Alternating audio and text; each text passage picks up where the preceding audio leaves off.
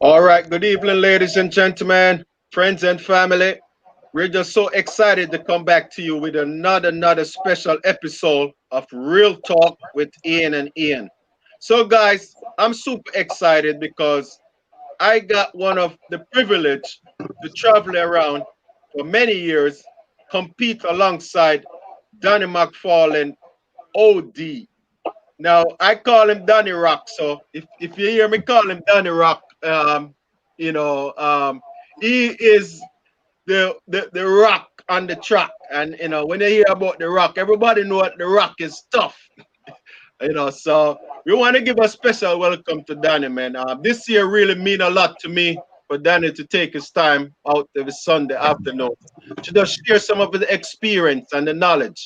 The goal of the program is to inspire, educate, and motivate. And we couldn't have any better person to motivate you this Sunday afternoon. Danny, I've done something that pretty much I don't think there are going to be any other Danny Mcfarlane. He's a one of a kind athlete, and he's going to share his knowledge.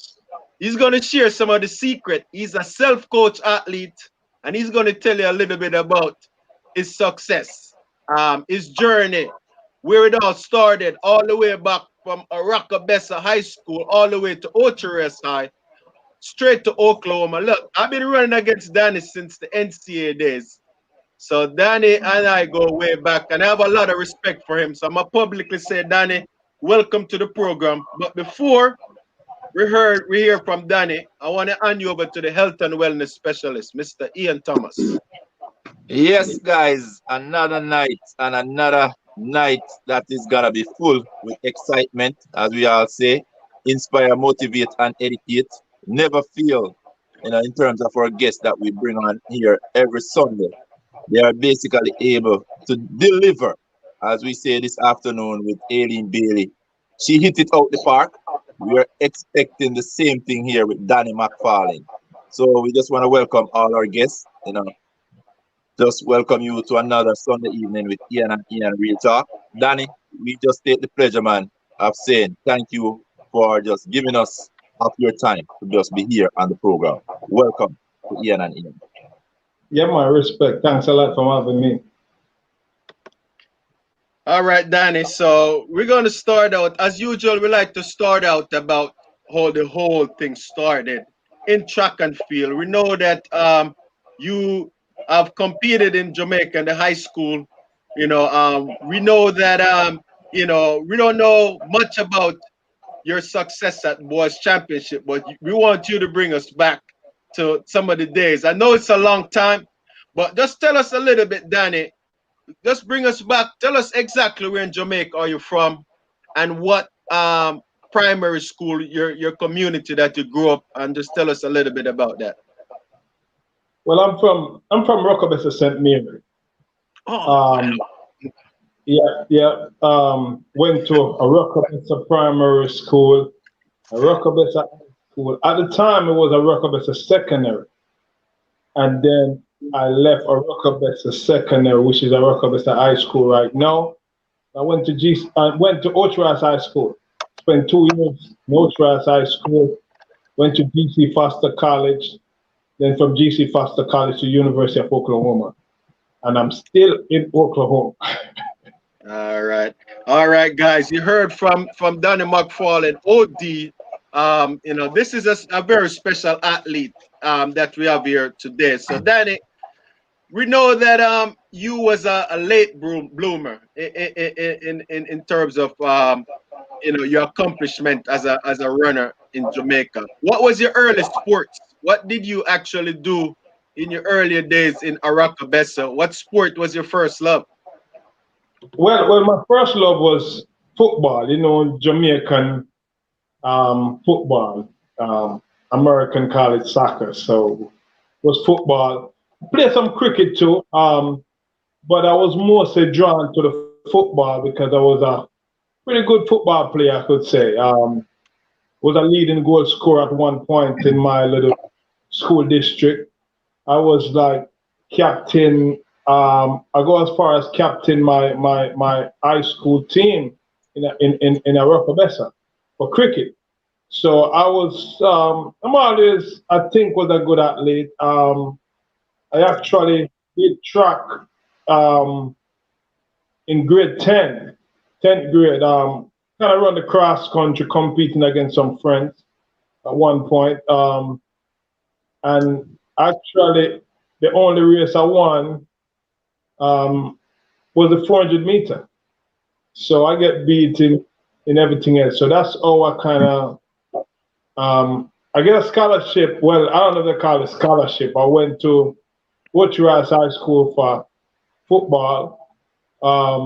Once the football season was over, we just kind of turned to track and field and I realized that track and field was my better sport. All So I right, stick with it. awesome.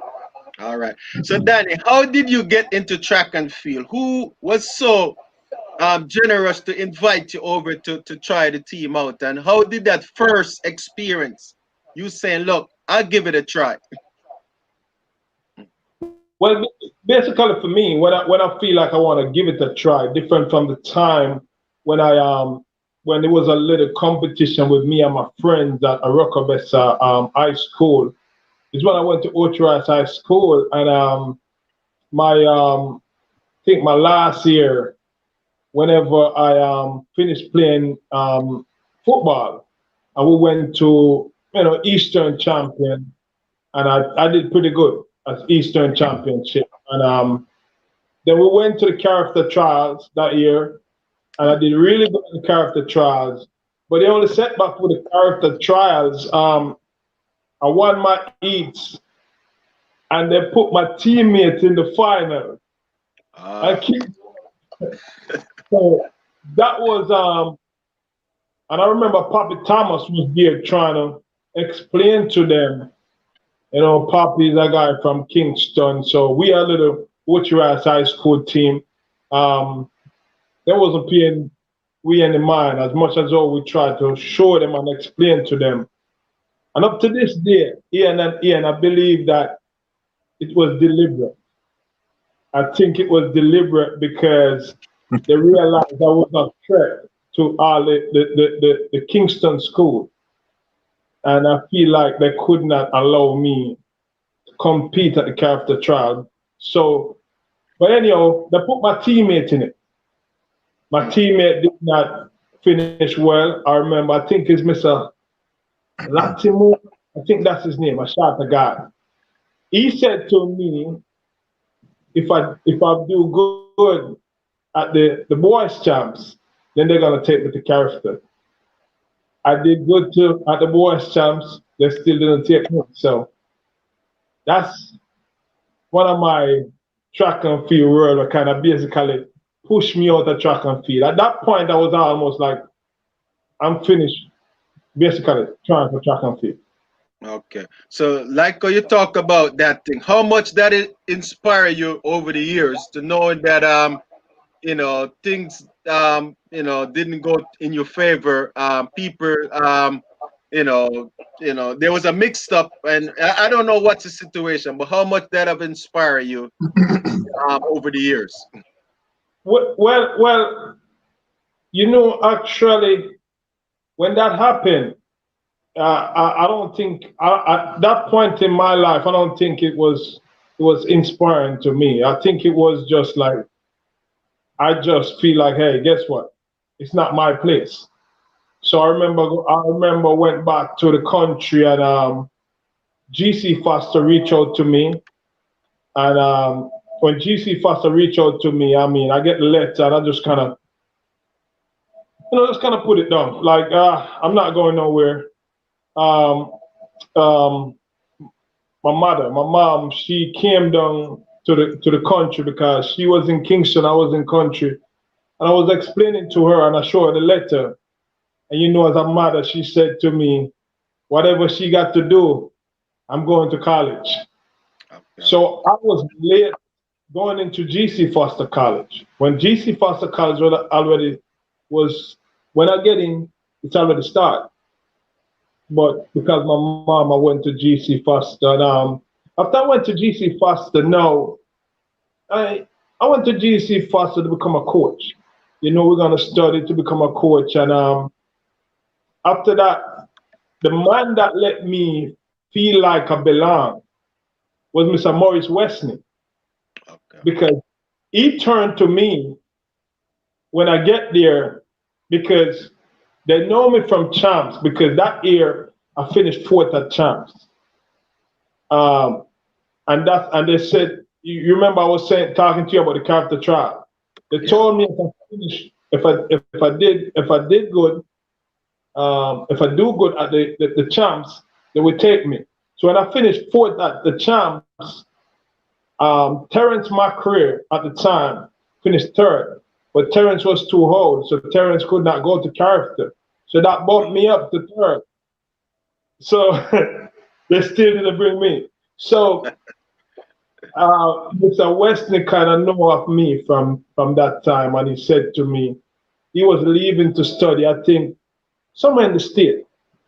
And he said to me, once he get back, he gonna turn me into a star. And I just kind of laugh. I'm like, whatever, But he was the man that kind of turned the table for me and let me start to believe.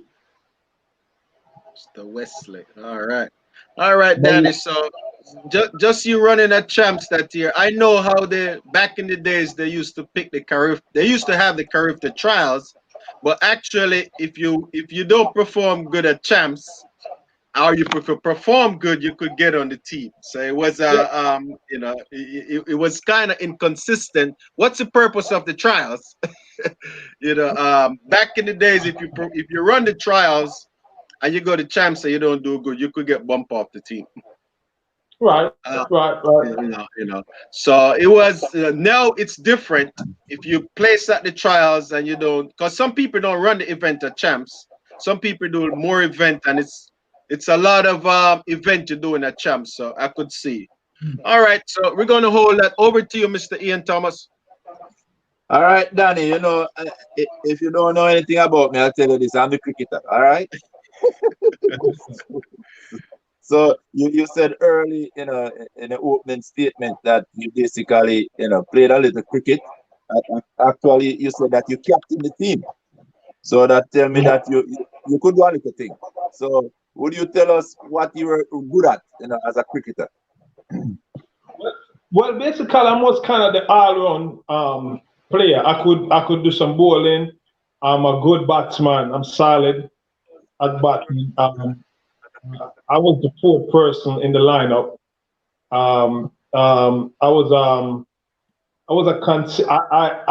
I think at that point they realized like my brain, my head space is kind of really quick at figuring out stuff. So I was the one that set the field and change up stuff if I need to see change up. So they kind of so I think that's where my strength was, and I'm a competitor. And everybody just rally around me. I think they just look at me as a leader, and I think that's why they give me that position. So I would just say they kind of more tell me what I was good at more than I'm not gonna be the person to come out and say, yo, I was this and I was that and I was. You understand me? I just kind of let people. I go out there and do my best, and they say I'm good at this, and I just continue to do it. Okay. Did you play community cricket also, or just school? Now I play community cricket, but our cricket still was like, sometimes we play with the sponge ball, what we call tennis ball now. We do a lot of that, and then I used to have. There was a place called Deers Mountain, and we were in Erie Hill, so we used to compete against them. So yeah, I did some of that, but I was mostly playing football though. All right. So as a child growing up in the community, you say Bessa, right? Say that again. What was the community name that you grew up in? Rockabessa. All right. What was your best memory of that community? Well, up to this day, my best memory is just hanging out with friends, and we go to the bush and we pick mangoes and stuff like that. We'd have just we have a lot of fruits we can eat, and it was kind of we used to make slingshot and go shoot birds, and we used to play football on the road, and it just well, cooking too. We used to like in Jamaica they say we run a boat. Used to do cooking under the tree. Yeah, it was just cool, man. So it's a lot of different pieces, which make it really something that I'll never forget. You just saying that, and just saying running a boat. You definitely have to come from country more time when you use a term there. Just the other day, I really went back home. I was down there. Just came back basically a few days ago, and just what you mentioned a while ago, those childhood days. It is everything to live for. And I look back here when the guys cooking under the tree, running a boat, right? Curry chicken sweet.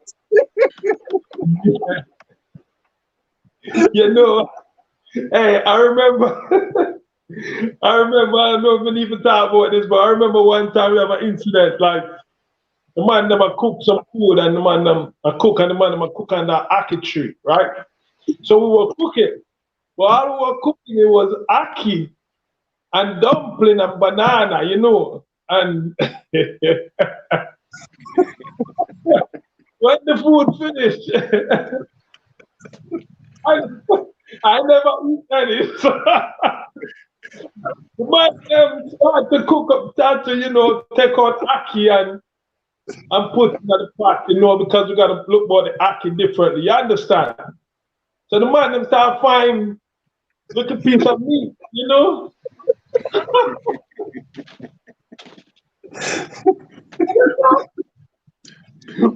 When we take a stop, it's a green lizard, green lizard.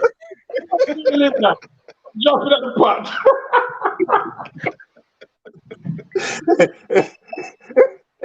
Hey, Daddy.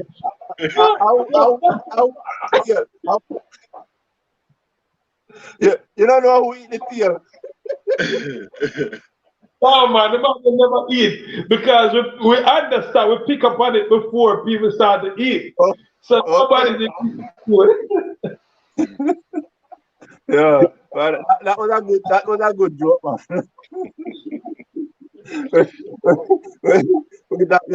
That's why be careful when you cook on a tree. Keep the pot close. Yeah, you gotta be careful. You want to keep it covered and make sure that when you lift the pot cover, you're there watching and make sure everything is all right.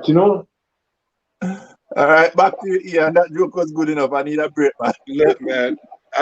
You remember the favorite saying when you're growing up, wanna kill you, make you stronger. Wanna kill you, fatten you. Yeah, I remember. Man, it's like the little green lizard, man. Look, man. I used to run some boat. We used to, I must say this, we used to have some bucker that me save up. And we bring in the bucker to get some money. And to buy flour, we buy 5 pounds of flour. Right? Yes. All right. And then we climb the ackee tree and we buy 1 stick of butter. Yeah. To do the ackee and flour. And after that, we play the whole day after we rode the boat there. So me now forget them days. Well, I know. You remember you used to make the sugar and water, the water, and we get the lemon and with the sugar and the thing that. Yeah. Right now, I was one of the guys that need the flour. So this is how we rode the boat. Everybody got to do something. So one man clean up the ackee. A man gonna wash out the pot. A man gonna wash out the plate. So I was the guy that could knead the flour. I am so good at kneading dumpling up to this day. When I need my dumpling, the pot it come like the pot no need washing. But the thing what me use, cause the way me need it clean. Me not everything. Me clean up the side and everything. Yeah, that's how good me get at it because me do it so much. So much, yeah. Yeah, that me get so good at kneading the flour and we used to have me eat 1 pound of flour one time by myself, We used to make 7. Yeah, man, we make 7 dumplings with 1 pound. And some, you have three sides. You got the John Belly full, and then you got the little small one them. So you used to be crazy, man. You guys touch on an era where me tell us that, it was really when me have the little money, and that's what we used to try to do. We row a boat and play cricket and football all the day. So, Right, you can right. call it the flower man and the hockey man. All of that. We used to have to watch hockey them until them open for the tree. Yeah. Make sure you ask them open, man. Yep, yep. Yeah. So anyway, we get back on things. So Danny, that was really special just growing up and have that type of memory. So let's move along to GC Foster. So Right. Danny, how encouraged were you knowing that at the time you're going to GC Foster and obviously you want to continue your running career. What was life like at GC Foster, a local university in Jamaica? How was the transition from high school? Well, for me, at first, me coming into GC Foster was a little bit kind of testy, but I'm always kind of feel like once I make a decision, I'm gonna make it work. So when I get to GC Foster, they started to do a lot of grubbing, you know, and I coming in, I decide I'm not taking no grubbing. So Bad boy. that's the problem between me and the senior man. Them they feel like yo, I'm acting like I'm this tough guy, and I'm just tell them yo, man, I take no grubbing. Yeah, I've been into a couple fight over grubbing because whenever I take no grubbing. So yeah, so but once we get there and we get past that, and they kind of realize that hey, I'm just an athlete and I'm coming here to compete and do my best. Everything started to run smooth. I mean, a lot of people started to respect me. Mr. Wrestling get back and he started to coach me and we start to see real improvement. But GC Foster overall, you have its ups and downs, but I enjoy my time at GC Foster. You feel me? Okay. Who were some of your teammates while you was at GC Foster? Yo, teammates, no. Not trying to remember some of the man them. You know what? I think at the end part, I think I run with I remember a guy named Schuster. When I get there, he was there. A guy named Steve Julal was there.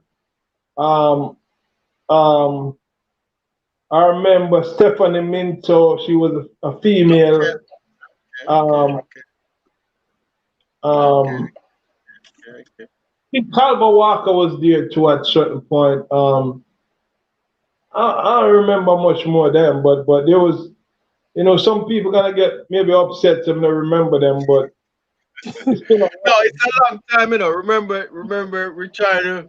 I know you haven't gone back down so far back all those days, but I know it's a long time. So at GC I Foster remember, now. I remember Cecile Cargill. Yeah, Okay, those yeah.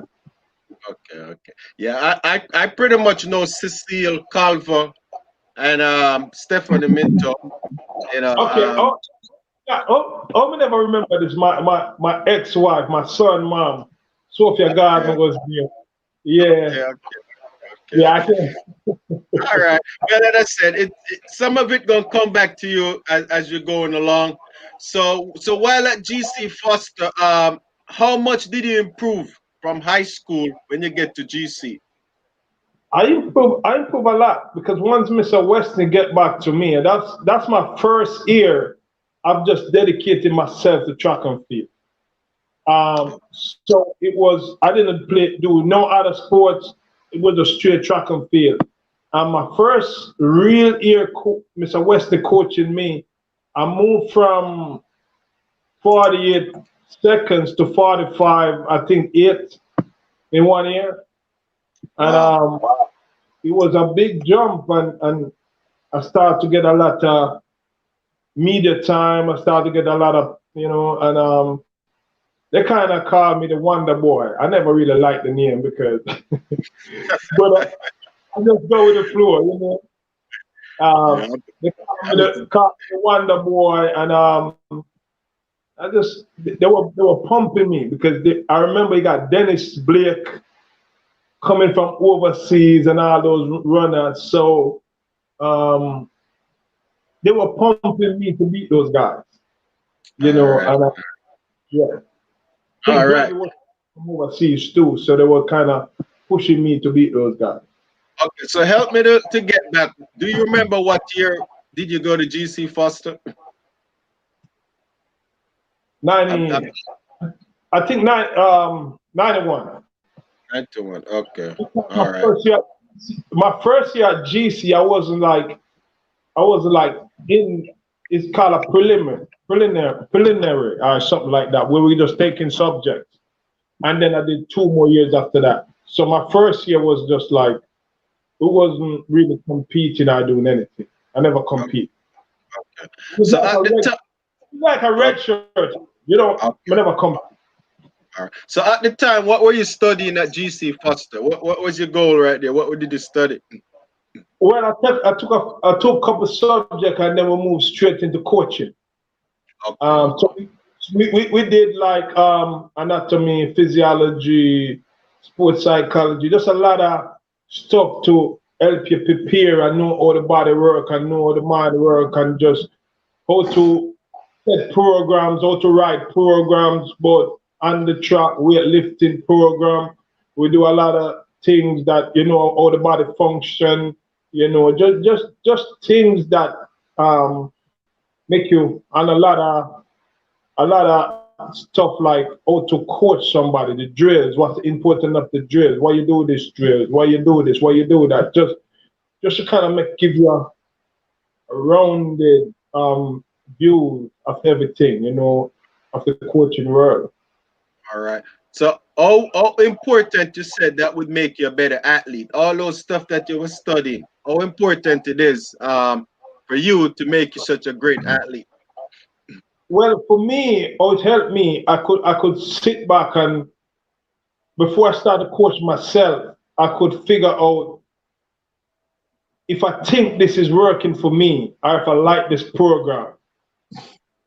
So even although I was a coaching myself in the early part of my career, when the coach set a program, I used to go over it and run it through my head and sit down and kind of go through it and see how is that beneficial to me. So by me giving the thumbs up to hit that it will work for me, I think that was something that allowed me to give it all and stay focused. So GC Foster helped me in a lot of ways, just give me the knowledge and wisdom about how to go about doing this thing, track and field world. All right, awesome. I get one more question in before I turn it over again. So leaving from OTRS going to GC, what was your early inspiration at the time? What did you really have in mind? What did you want to accomplish long term? When I was going to GC Foster, Yeah, like just running at the time. my mom, when I went to GC Foster, I was thinking about finish up the coaching program and then become a coach, teacher. Okay. As time goes on, I realized that it's more to this because I'm starting to run fast. And there are schools trying to reach out to me. So I start to see a different side of the world. My mind start to like, okay, there's more to this. So if you ask me by time, once I enter GC Foster to the time I finish, my way of looking at life changed. Enter GC Foster just thinking about becoming a teacher and a coach. And at the end of my career, I'm thinking about scholarship, representing Jamaica, and see how far I can go. All right. I'm gonna hold it right there. Over to you back in. All right, Danny. As we see this little message coming in from Lawrence Dell. He said the school workload at GC Faster was crazy. All know my brain tired. Laugh out loud. All right. So we know it wouldn't have been any different for you. So could you tell us some of the challenges that you face right here at GC Faster in terms of schoolwork and training? The schoolwork, it was tough. But honestly, I'm talking about like especially the science subject. That's where the anatomy, the physiology, that's where we have a lot of the challenge. But at the same time, I think in my time, and I think it's supposed to be better now. I think the school kind of set up where I I could get help. You understand what I'm saying? Meaning get some little tutoring, get some little help. I mean, we used to have a little group setting that we would I would hang out with the people them that kind of understand more, and we might set up some times or we meet up. We go study together. One help the next one. So that's how we kind of get through it. So even though it was challenging, we kind of just make sure that we got to improvise and work with whatever we did have in order to get through it. So yeah, I get it done. All right, and in doing that, we know all of us can go back to some of our favorite teachers. But if you want to give a shout out to any teacher there and just tell us how much they have impacted your journey. You know what? There's one person that no, there's more. This I know Mr. Murray. He was the vice principal. Mr. Murray was somebody that you can always talk to. No matter what no matter what you are going through, Mr. Murray you can always go and talk to Mr. Murray. The man, as I said, the man that put me out there on the platform is Mr. Maurice Westnick. Definitely could never. To me, I feel like that man is one of the greatest persons I ever met. Up to this day.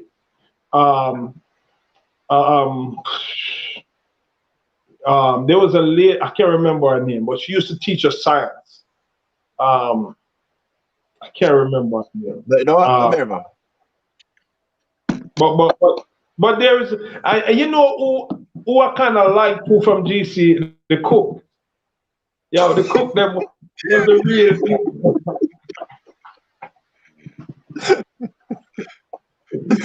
Yeah. Hey, did they cook any? Did they make any dumpling at GC? Or No. what was the menu like? It's a lot of hard food or rice, or what was the menu like? A lot of rice. Okay. A lot of rice. The deal with me at GC Faster, once I reach to a certain status, it become easier for me to get things. So drawing in line, all of that, So it was, I mean, it was cool. I mean, you got the ups and downs, but yeah, I have no regrets, So yeah, that's what. But Danny, look like you're the man who love your food, So I just gotta ask you this question fast. What role nutrition play in your career? You look like you love your food, and you're talking about the cook. What? When I address that when I say love the food. Yeah, I love certain type of food, but I don't. At this point in my life, I don't eat a lot though. I don't eat all the time, but I don't eat a whole lot of food one time. Small portion. Nutrition to me, it play a major role. And I kind of know more. I study a lot about nutrition in GC Faster. Whenever I come to University of Oklahoma, I now take it to a different level because coming to University of Oklahoma, the competition kind of step up at pace. So I get more introduced to the real type of protein, you get introduced to a lot of type of vitamins. I start with some extended studying and how to use it. That's it. When I came to GC Faster, when I came to University of Oklahoma, that's the time I stopped eating any form of white product. Everything I eat was wheat. Like I just like everything, wheat bread, wheat dumpling. When I'm on my own, once I get off the dam and I'm starting to cook wheat bread, wheat dumpling, almond milk. I used to drink sour milk, and them say sour milk not really that good for you. No, but that I used to drink a lot of that. A lot of chicken. So eggs and stuff like that. So yeah, nutrition was really important to me. All right. From earlier, we could see that you have spoken highly of Mr. Westney, your early coach. Could you just tell us one solid piece of advice that he would have given you that would have helped you as you go through with your career? You know, Mr. Westney is a man. He don't talk a lot, but it's more like you are around him and you see he believe in you. That's what I take. He make me feel like I'm one of the greatest, and that kind of rub off on me. He didn't have to tell me that, yo, Danny, you good, you that. He just like, hey, the most he would said to me, you have this type of talent. You're a talented kid. You got to just stay focused. You can do this. You good enough. But most of the time, it's not like him just sit me down and lecture me. Just me being around his company, and he believed in me. When he set the work out, he talked to me, we correspond. He asked me how I feel, I would tell him. And he would like, okay. You know, he just give me solid advice. All right, we're gonna stop right here because we don't want to do this such and such thing. And just you can tell that he have that good heart for me. And that made me want to go out there and run even harder just to I didn't want to let him down. So yeah, just everything there. Just him support was really good for me. All right, Danny. So early in your career, we know that you love cricket, you love soccer, and athletics, but you had an early disappointment in terms of the athletics, in terms of the character. Go to champs, them still never select you. It almost look like you threw it up, you know. But as you go along, you know, somebody would have recognized that. Guess what? You got the talent, and then believe in you. All right, and Right.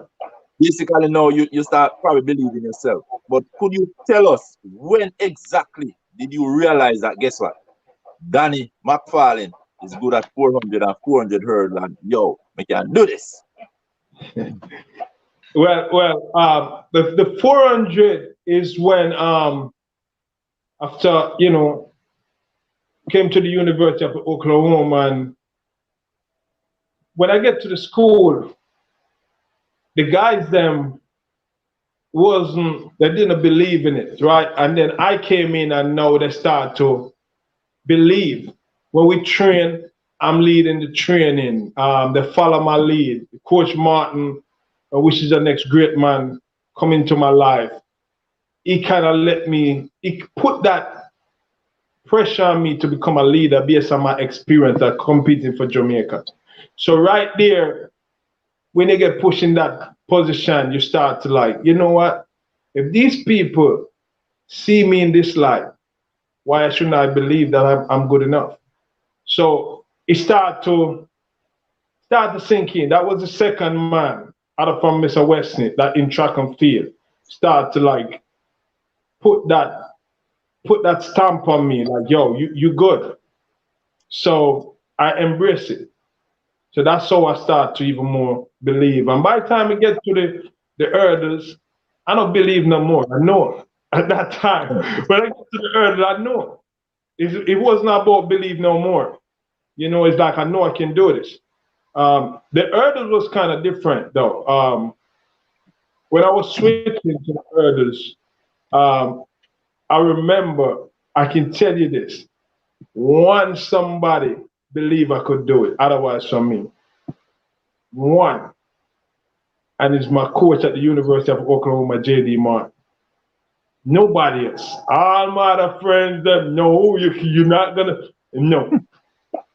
Yes, I'm for real. So And I remember Coach Martin said to me, "You're so talented and you understand this event. If you put your mind to it, you're gonna be good." And guess what? Guess what I did? I get a Nehemiah tip. He's a wanted hurdler. I get that from Coach Martin.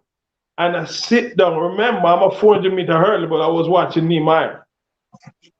And I watch him over and over and over and over. I just want to watch the approach, the arm movement, the stuff like that.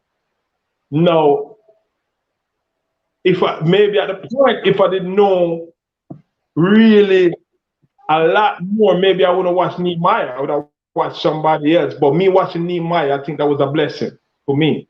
And after I watched Nehemiah, I started to approach the hurdles like him, even though I can't hurdle that good. But he helped me to accomplish what I accomplished. And the training part, how to train the energy system, how to lift the weights, how to compete, I'm already have that. So that wasn't a problem. So that's how that part goes. And I'm happy that you have met some good people along the way, you know. And in that, my next question is, who would have been your early role model, even though it may come later in life, but in terms of athletics, who are the people you looked up to? Well,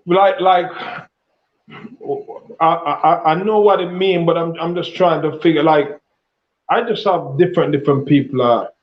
Athletics wise, maybe would I say? Honestly, I don't. I watch a lot of people, and I don't even know if I can say that was my role model. I just can say that I watch them and I respect them. I listen to a lot of conversation with people, um, and I don't really have the track and field role model. No, not people that I like to watch compete, and there wasn't no hurdler, nothing like that. You know, I remember watching Michael Johnson compete. I remember watching Bert and Cameron back in the new. Actually, I watched Wintrap too.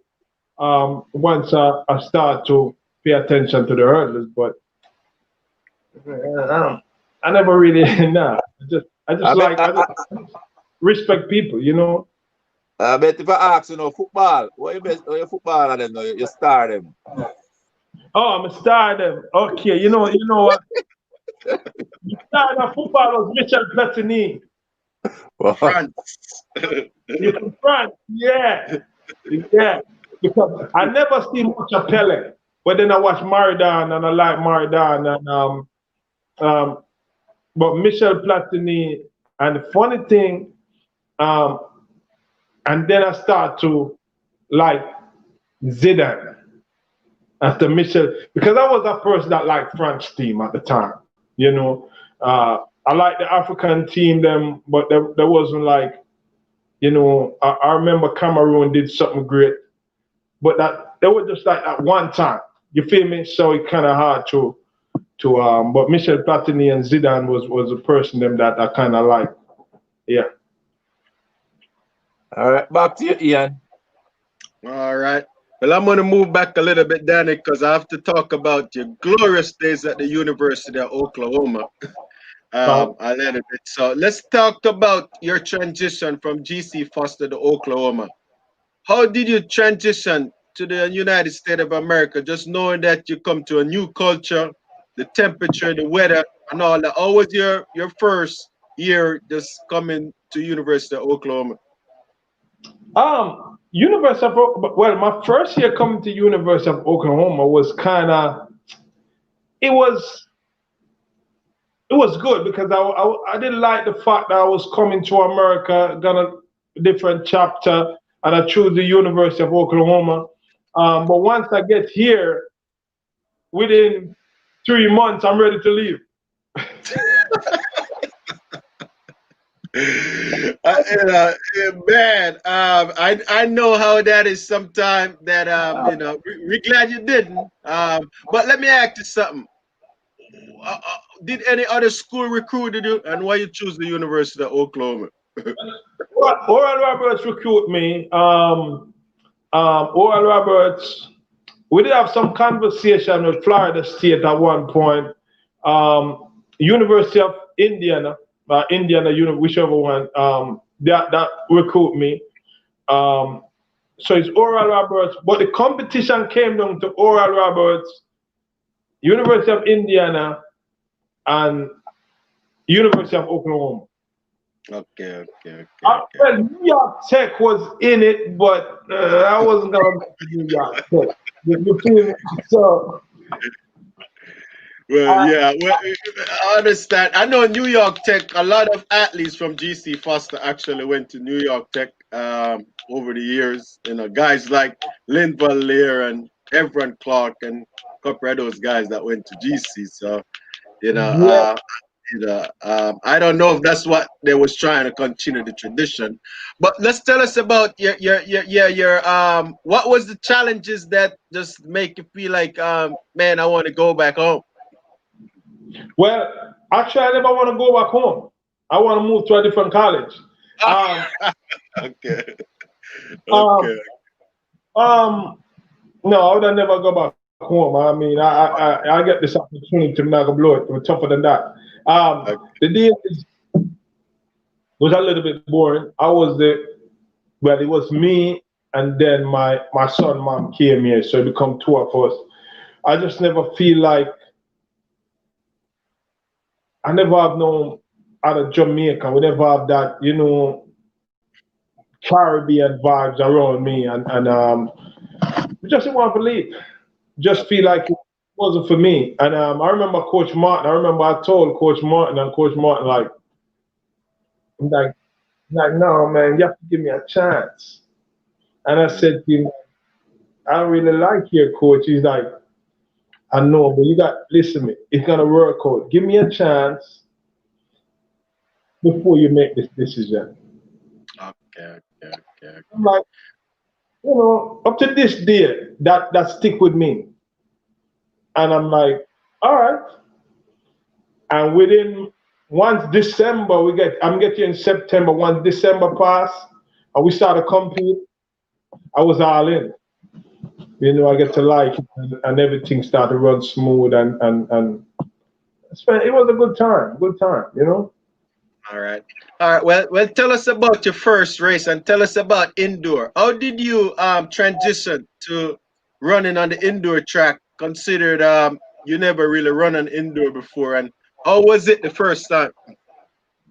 Well, the indoors, I was just watching some indoors race today and yesterday, and I was thinking that for me, the indoors at first, when I get these indoor track right now, is heaven compared to what we used to run, that I used to run it. I remember running in Oklahoma City on a 160-meter track. It just round. And it was wood board.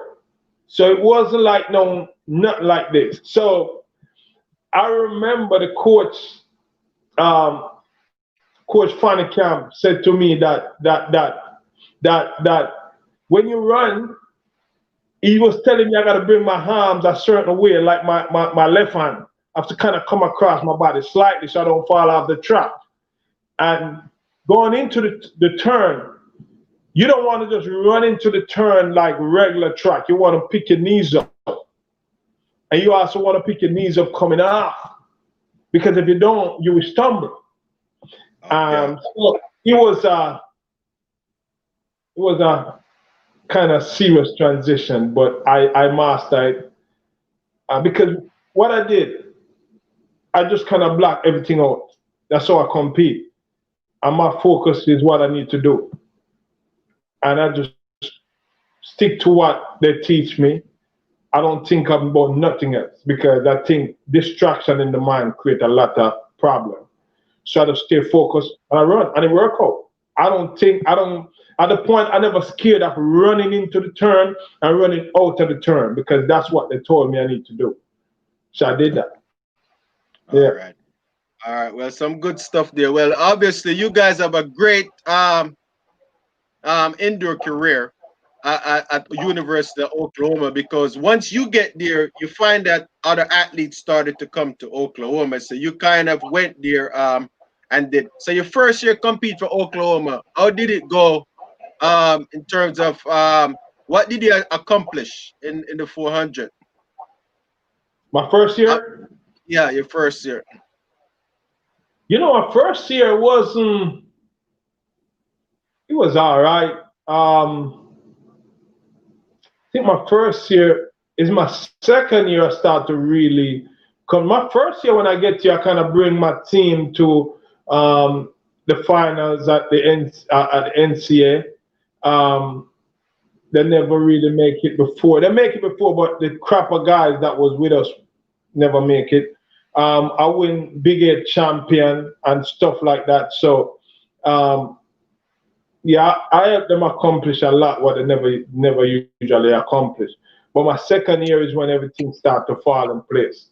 You know, we start to break records. I get to understand the track a little bit more. We had one piece to it, which was Robert Martin. We had him to it, and my final here we had Edward Clark to the mix. So my second year we have 2 Jamaican, which was work out really good, and my second year we have 3 Jamaicans. So we end up breaking the NCAA record twice. I mean, actually 3 times in the 2 years. And that record stood for like 10 years. And we did it at that up to this day. We think about what if we did run on this type of track, and we run 304. Yeah, my second year started to break through. Well, I know you guys was excellent. I remember at the NCAA championship in Indianapolis. You know, you guys break the collegiate record, and you know, it was awesome just to see, and it was watching on TV. You know, just to see. Yeah. That was 95, right? 96. 96. Oh, okay. Yeah. You guys break it so many times. Was it 96? Well, I run 95 and 96. 96. Yeah, it was 96. Yeah. Or 96 and 97. I believe it was 96, but yeah. Because I believe in 96, it was the Olympic year, and you know, just remember just going to nationals and see you guys, man. It was just really, you know, privilege. You know, you guys really put it down on the track. So we're gonna move along. Talking about, but I know that got to be a great feeling to set the collegiate record and getting all of the you know, attention, running 304 at the time. You know, Oklahoma was like the new Baylor, just coming up and, you know, just you know, beating Baylor and George Mason and all the other schools. I know one guy asked on the screen here why you didn't go to George Mason, but you know, that I know that at the time I said Oklahoma was just as good, you know, in the sprints, and you know, you guys was attracting top runners, you know, all of that. So let's summarize your collegiate career, Danny. What would you say that was your best accomplishment running for University of Oklahoma from the time you get there? I mean, my best accomplishment, if you're talking about just competing for the University of Oklahoma, would be the NCAA. When we went on that what I'm saying, we were like undefeated for a while. We won within 2 years. We won indoors twice, outdoor once, and finished second the next time. So we were like 3 out of 4, and the reason why we lost one of those races because one of our runners is sick. So that time was really good vibes, and you know, we just yeah, that was the highlight of my career at the University of Oklahoma. So how was training like with these guys? Ryan Kite. I remember just you collaborating with these guys. What how was the training like? Well, the funny thing is, I come in from Jamaica, and all of these guys buy into me what I'm saying, and the way I train, and all of them. There's not one of them that try to like say they're not they don't want to train with me. All of those guys want to train with me. And I see guys that was running 40 yet move to running 45 just by training with me. And I remember those guys. It was Ryan Kite, Justin Chapman, you have Benjamin Chapman, you know, all of those guys, they used to just gravitate to train with me every day. And the good thing though, we have this, we were cool on the track and we also were cool off the track. So we go to dinner, we hang out, everything. So we kind of have that, we have that vibe, we have that connection. So even when you see us at the track meet, we come together, we live together, we understand what the next one gonna do. So we have that confidence in all we have to do is get that stick around because the next man gonna run for himself and the team. And we never once think that any of those guys or any of us gonna leave something behind, you know? So it was a cool vibes, man. University of Oklahoma was cool. All right. Well, one thing I could say, and I always got to say this: how much of those big NCAA ring did you win? I used to see you.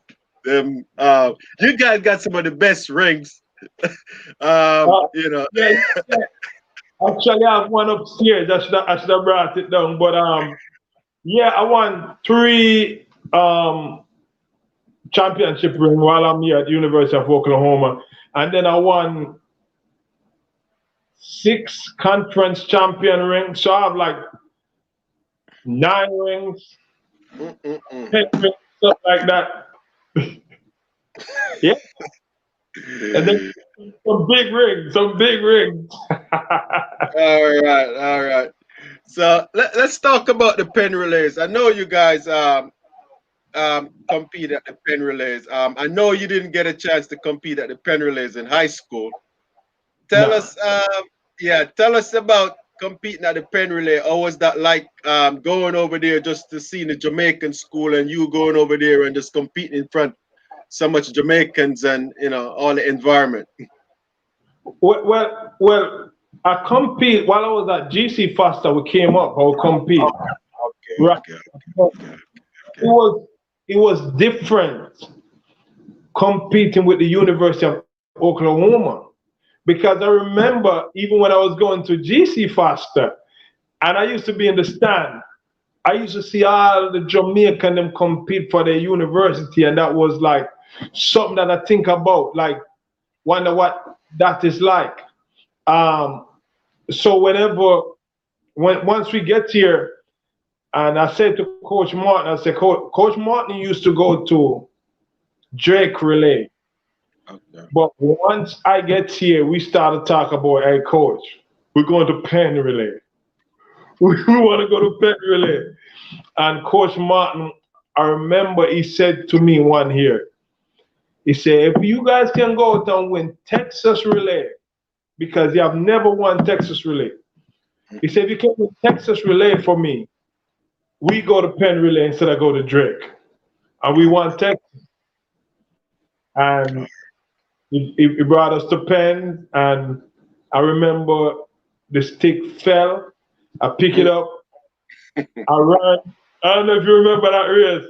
No, I don't remember, but I'm trying to think. What year was that? 96? I think Or 97. 97. 97. Okay. 97, 97 or 98. 97, 98 season, I think. Okay. So the stick drop fell. I pick it up. Edward Clark brought it in to me. The stick fell. We stand for a couple seconds, look at each other. Who's supposed to pick it up? He pick it up, give it to me. I start to run, bring it up close. Then you got Ryan Kite that kind of get a little closer. And then Roxburgh just took it home. And we still won the Eats. Oh, man. I came back the day I won the championship. The next day I won the championship. Yeah, it was good, man.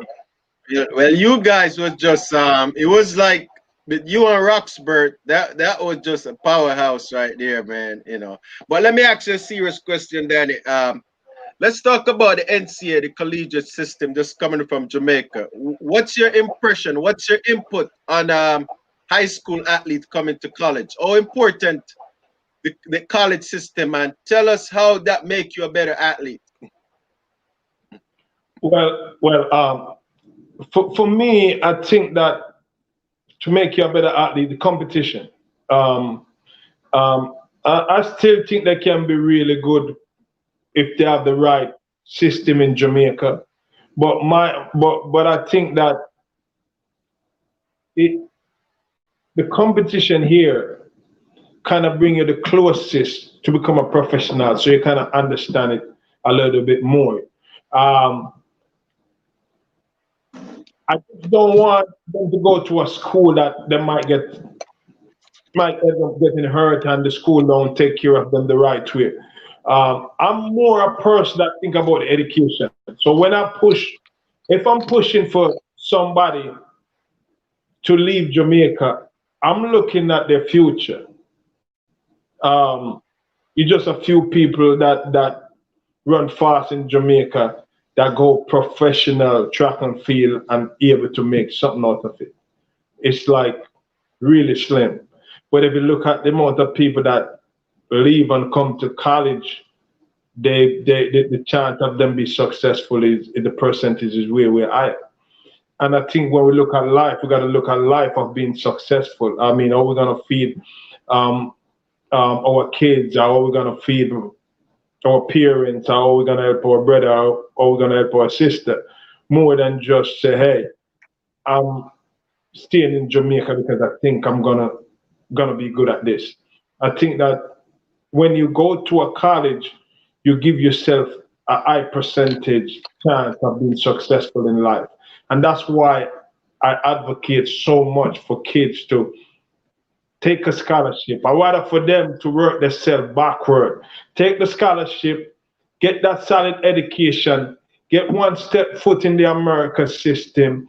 And if you want to go back to Jamaica after you do all of that and get everything straight, also your paper, make sure you get your paper straight so you can go back and forth easy. Now, if you want to go back to Jamaica and train with your special coach, that's fine. But at least you got something to fall back on. So that's how I kind of advocate for the American system, because I think it gives us a way better chance of helping our family and helping a lot to get to youth. So we got to get them right, right? Well, guys, you hear it from Danny Mcfarlane, and I totally agree with him. It's so important to at least get that degree. We know that you could sign a contract and you could get injured the following year, and then everything just went down the drain. But if you know that, you go ahead. It's one of the things that and I always when I get to talk to a lot of athletes, I always kind of let them know this, but it's kind of hard to explain to the athletes them as much as though I love them, I want to see them be successful. It's like the system kind of have them wrapped up so much. So the great ones that come through the system, they don't even want to hear a word from you. But I love them. I'm always willing to give them my advice, even if they don't like it. But I just want them to understand where it's coming from is good place. The same advice I give to them, I give to my kids. So it's not like, and I tell somebody, I love my kids more than I love myself. So if I'm going to give you the same advice, that tell you that, hey, it's genuine. So that's it. the system. Since we're on this topic, I'm just going to continue to talk. The system that the Jamaican, some Jamaican, I'm not saying everybody push toward the youth them come out of the system where don't even understand it, and some of the parents don't even understand it, and just kind of maybe put a little 10,000 Jamaica, 10,000 American, or a little 20,000 American in front of them. It's like them don't understand that there's so much more them can accomplish. You know what I mean? 20,000 American dollar, yo, it's like nothing where you can accomplish once you come to a college and get an education. You can you can make $20,000. I mean, I know people come to college and making $7,000 a month just by just working. Not even with a master degree, just working with a degree, you know. So they got to start educate the youth them about that. They got to stop all about the youth them and tell them that America gonna break them. If you allow them to get an education, them can always come back. The coaches them need to stop that. I mean, talk straight. I mean, hey.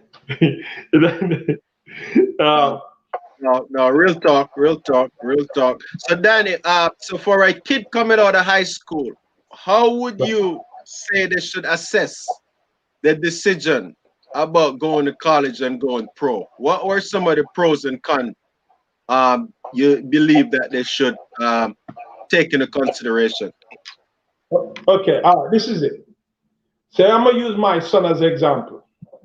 My big son, he don't want to run track and field as talented as he is. But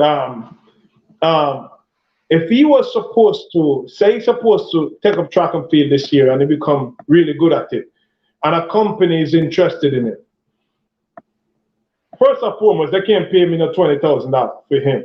That's point blank.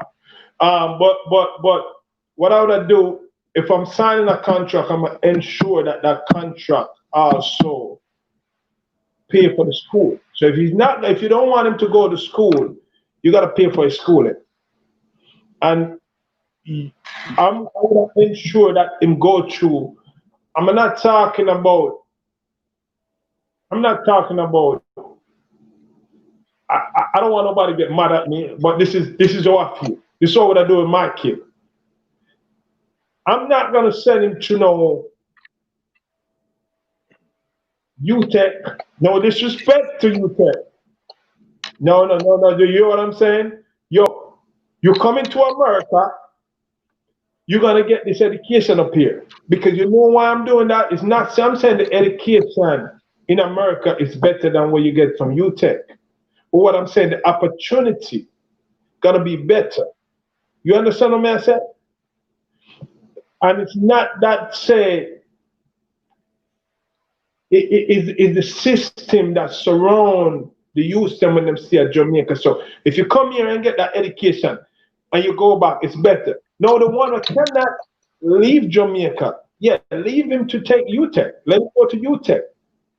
But if you can get that opportunity, I would advise you to take that. And once you get his school paid for, him train, and that's the way I would approach it. If you can't get your school paid for, I would say leave that contract alone, take a scholarship to one of these Division One schools if possible. Get up here, try to improve your time, get a solid education, and hopefully you get a contract while you're up here. But I would have never give up a chance of coming to a good college where they're gonna pay you a full scholarship for 4 years for like 20,000, 30,000, 40,000, not even 50,000. I would never do that. So that's my. All right, Danny. You're hearing from Danny Mcfarlane, the important and how you make a decision about going to college versus going to professional, and what some of the route that you could take, how to assess the situation And final question for you, Danny, before you go over. If you was looking at your high school career and your college career, we're not touching the professional yet. Uh, if you could do it over, would you do anything different? With my eyes, Just the route that you take. You know, if you was a super athlete in high school and you was in the position where obviously be- based on what I know now, Ian, and what I accomplished, nah, I wouldn't do nothing different. What I would I do different is when I come to the university, there is certain things I would I do different while I'm at the university. But I wouldn't change the part that I took. You know, because that right there, it made me so strong, man. It teach me so much. You know, and I think that right there make me a better man right now.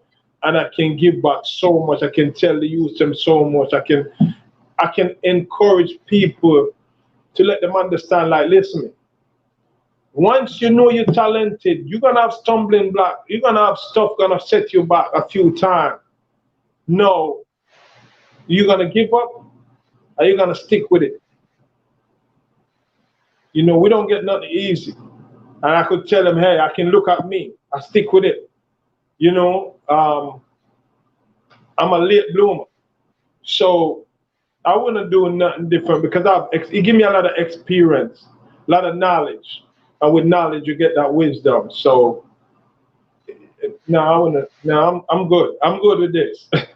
all right. Over to you, Ian.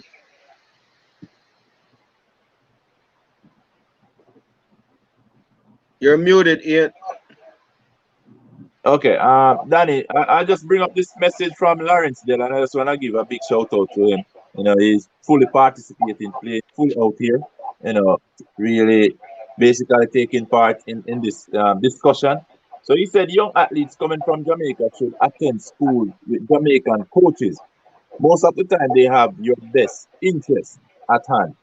Big up, Papi from Lincoln University. Your views on this, Dan? Yeah, young athletes coming from Jamaica should attend. Okay. Um. I don't know if I must. That's kind of. It's good to have Jamaican around you that been in the system and understand the system. You understand me? But at the same time, you can go places where there's good people that love you and care about you, who's gonna always lead you in the right direction. No, it's also come down to the athlete too. You know, some of us leave kind of pretty young, but I can't. I wouldn't say that 100%. That's a 50-50 stuff for me. I'm not. I would never say yes to that complete. Okay, all right.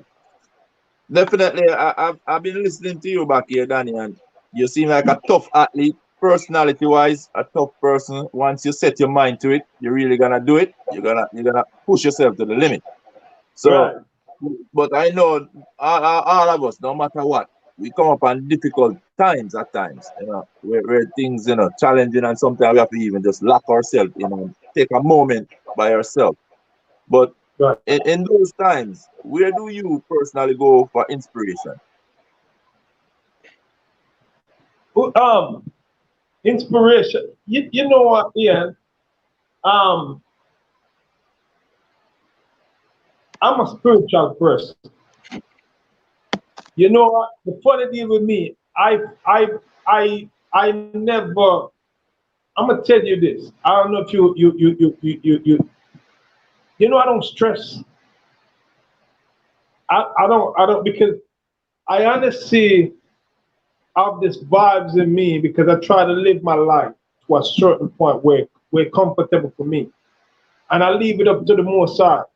And whatever I face, I feel like the Most High put me in a situation because He want me to be there.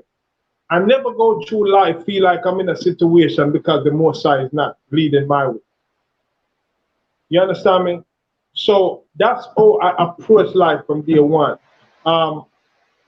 Even when, and that's why, for example, even when me and J3 we have our disagreement, I never fought. I never. I remember the days when a certain commentator said I wasn't good enough. I'm not a good athlete. I'm not talented. But guess what? I remember my mama called me and asked me, what have I done? I said, Mama, as Jamaican, I said, I'm not doing nothing, you know. But hey, they have their favorite. And I can tell you up to this day, those same guys come back to me and try to be my friend after my success. But that's me, Ian. That's okay. All right, I'm gonna touch this question. You know, I basically tickle Veronica Campbell. I'm gonna tickle you right now too. The fact that you touched on the J3A. So I'm just gonna ask you if you have the power to change anything about the J3A and what it represents. What would that be and why? If I have the power to change anything with the J3A, Yeah, what they represent. yeah. That's question. Okay, listen, man. Everybody know by now that me and the J3A, we don't see eye to eye. Basically, almost nothing. I feel like the J3A is a cult group. That's what they call it. I just feel like the J3A. But okay, for example, let me tell you where I'm coming from. Most of the people that become a president, they're from the same system. They were from the same group of people. You got no fresh ideas coming in. And if you notice, they push away the great ones. They don't want the great ones to become involved in it. I'm talking about the successful ones. The ones that they can say, hey, I'm gonna give you this $10, so you have to do this. You know, they don't want those type of people. They don't want the one that's successful. They don't need, not looking at anything from J3 to involve. So I would have changed. This is what I would have changed. I would have changed the whole approach of the J3. I would have changed how they deal with athletes. My system would have to. At this point, we all know they get contracts, right? And I feel like if you get a contract and there is certain athletes allow you to get those contracts, I think that you're supposed to contribute to those athletes. No. So in order to do that, you also want to help the less fortunate. But at the same time, you got to set a standard. And once you set the standard, you're going to stick by the standard, because it's not everybody, every athlete and the people in the J3 are going to be friends. So if you don't set the standard, the J3 can pick and choose who they help. You understand me? And you don't see the great NBA players them getting, the one that not doing good getting way more money than the one them that build the empire.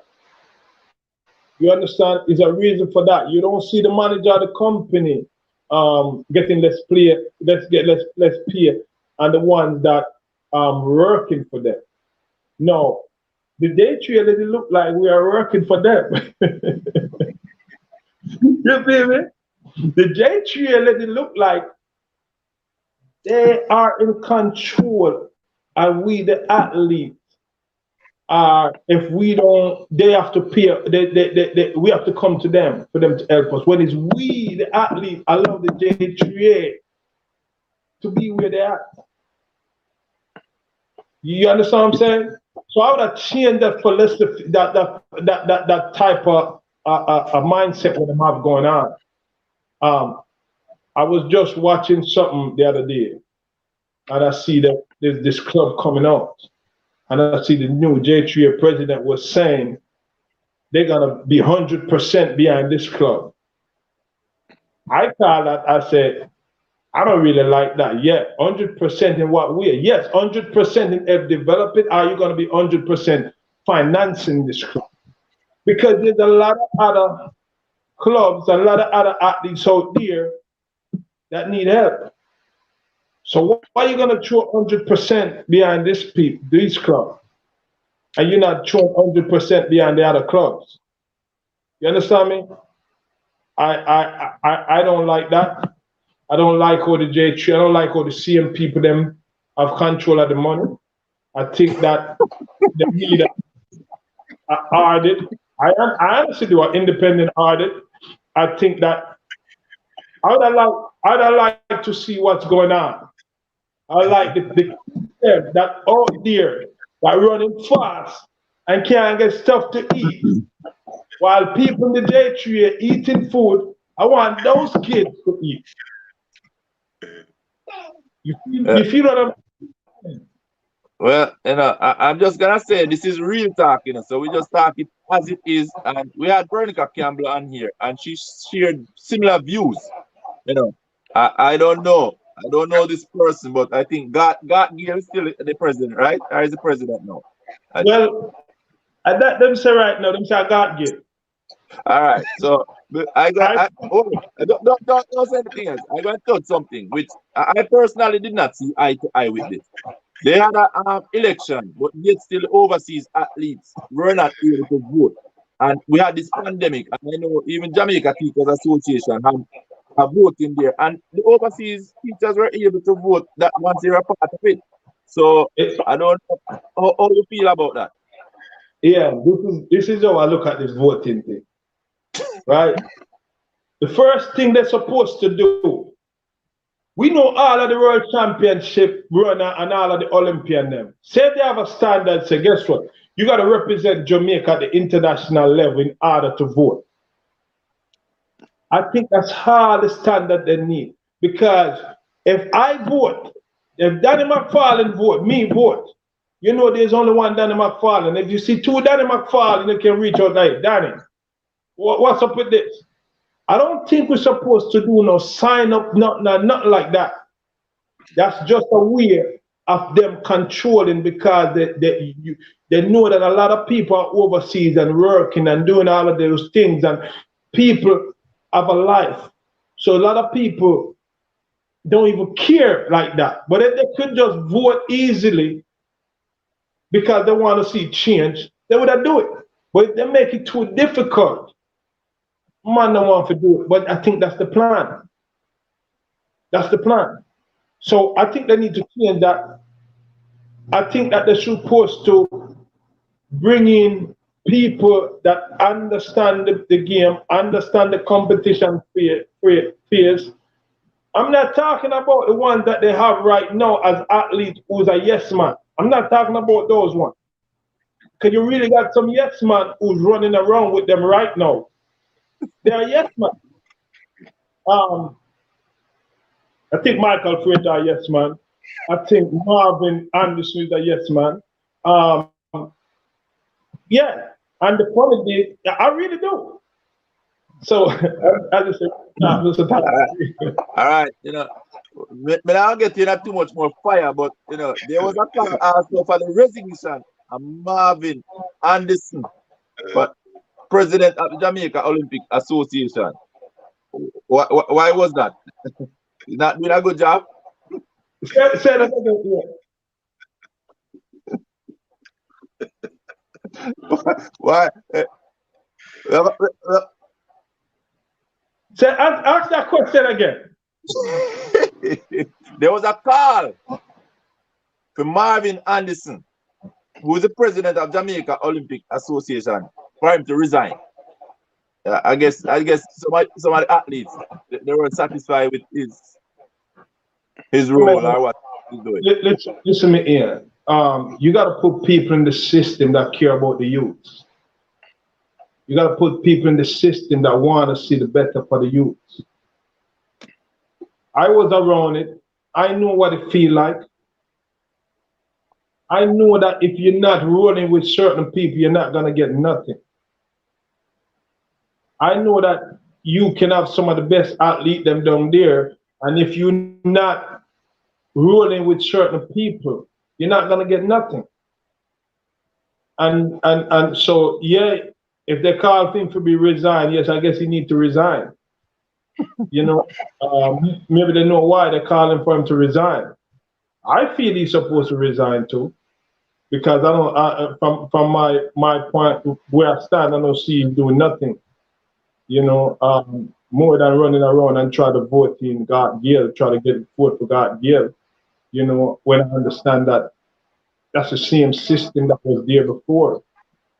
You know, let me tell you, Ian, where me come from. I take it personal when the youths them not getting what they're supposed to get. You know, I've been through the system. I've been through the struggle. You know, the most I bless and keep me and guide me that I was able to get through it. And even when I was running good, they never used to help me. Even when I was one of the top guys for Jamaica, they never used to help me. And I see a lot of people that wasn't in the top guy for Jamaica used to get their own. I see they put a lot of money in females that know even for the country. Yeah. It's a question I put up the still, you know. Yeah, the one I get Ian and say, why? Oh, Ian just has smirk so under him heart. I see they put up, and I see money going to guys that that don't even represent. You know, okay. Let me ask you something, Ian. You know, say we represent country. Represent the country. I don't know if Jamaica ever give him nothing. I'm not putting him in that spotlight, right? Now I put that heat on it. What? I'm not talking to you. No. Yeah. Me can't talk, you know. Me not athletics, because me never go too far. Yes, I'm not talking to you. And I talk to Ian right now because I'm not putting me next year. I'm not put him in the yeah, we are taking weekly at that fire. Yeah, weekly, yeah.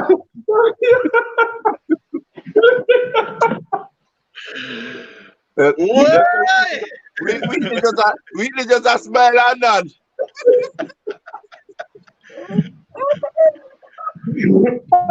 Yeah. I'm just waiting my turn. I'm just waiting my turn. Ian, not Ian Wheatley, Ian Thomas. Thomas, yeah. Me ask you a question. You think Jamaica ever give me like a piece of land or anything like that? Probably not even an Olympic ticket for your family. Not even Olympic. Hey man, yo, you know, never touch upon that. Never touch upon that.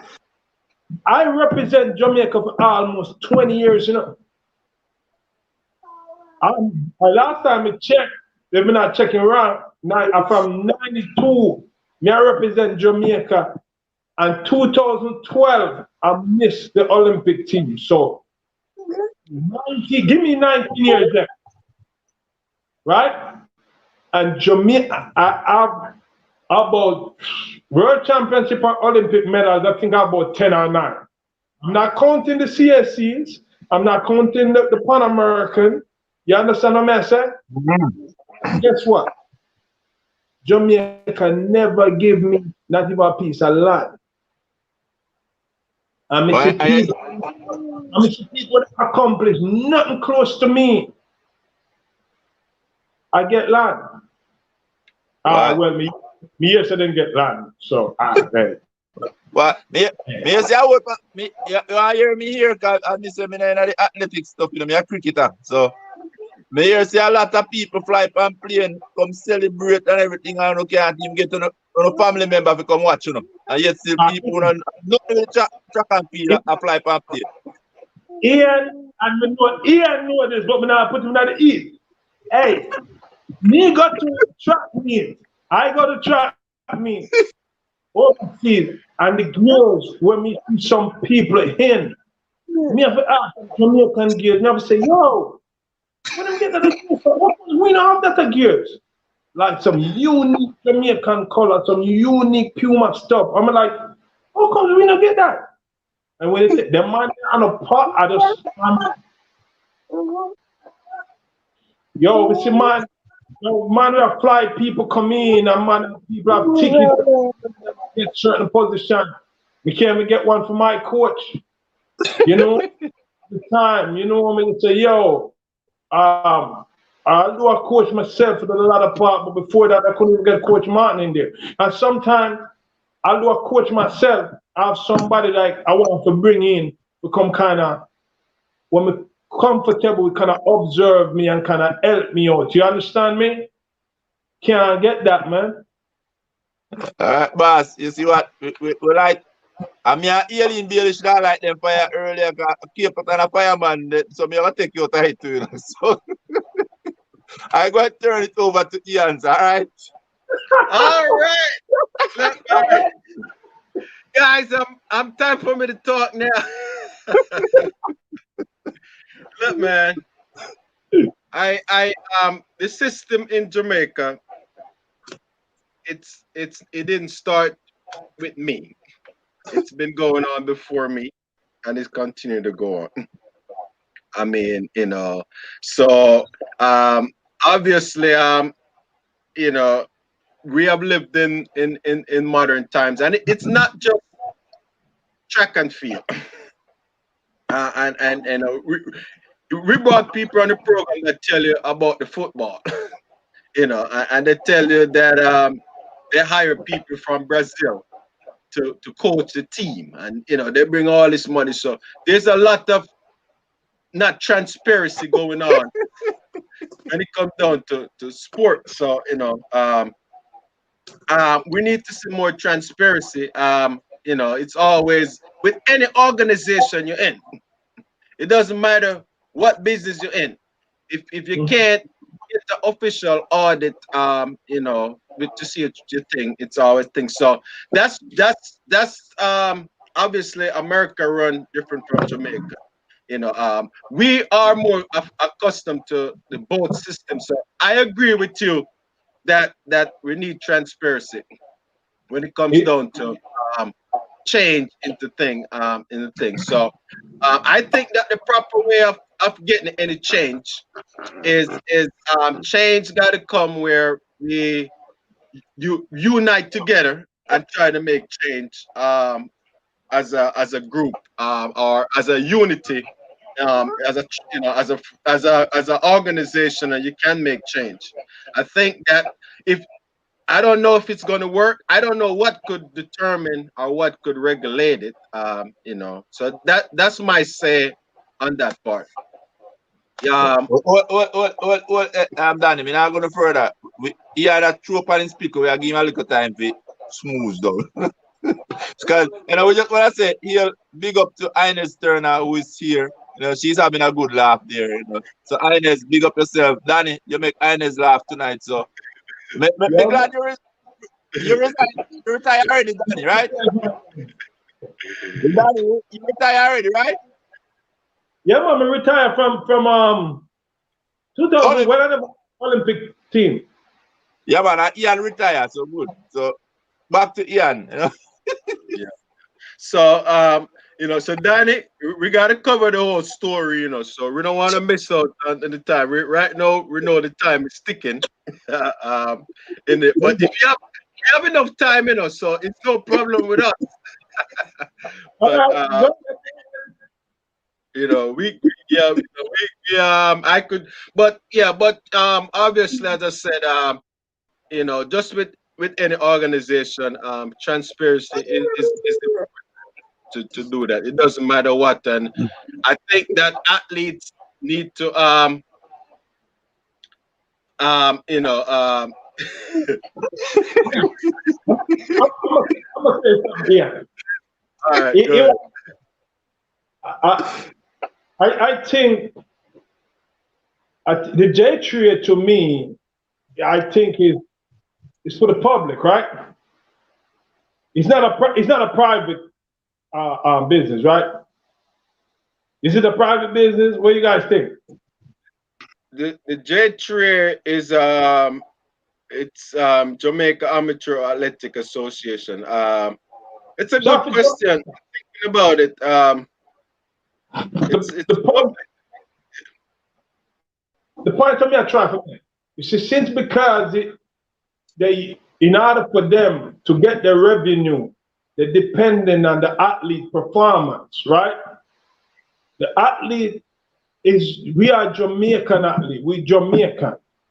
So if we don't perform, the J3 basically don't get no money because I guarantee you, human not gonna fight for them if we don't medals, right?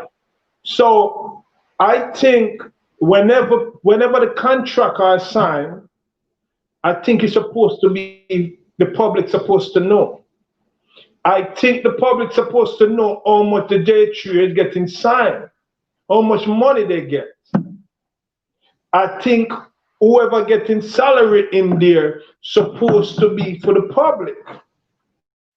Because I don't want you nobody tell me about the volunteering when it's Jamaican, when a poor man kid, they get certain amount of money. So I think that transparency is important.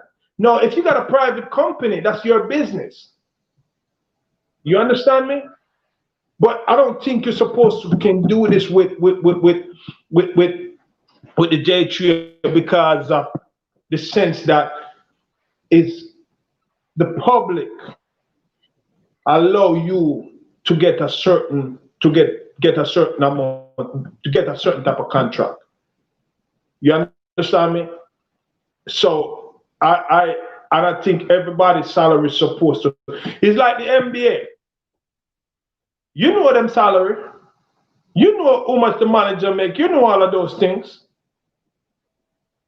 Why the J3? Why we can't know what one of the J3?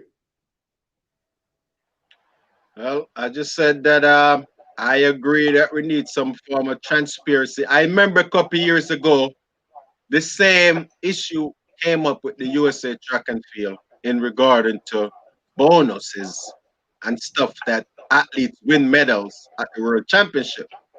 And they are put in a place now where when they win a medal, when the athletes win a medal, they get a bonus from the Track and Field Association back to the athlete. Yeah. Now, so I could see now where when the athletes do well, they should be able to get some compensation Right. from back. If they're getting a bonus, the athletes should get some of it. I mean, Yeah. Yeah. I know you are agent, right? So my deal is when people negotiate in contract, I would like to see what they negotiate with Puma. Because Puma might give them a good contract, but we want to make sure that they honor the contract the right way.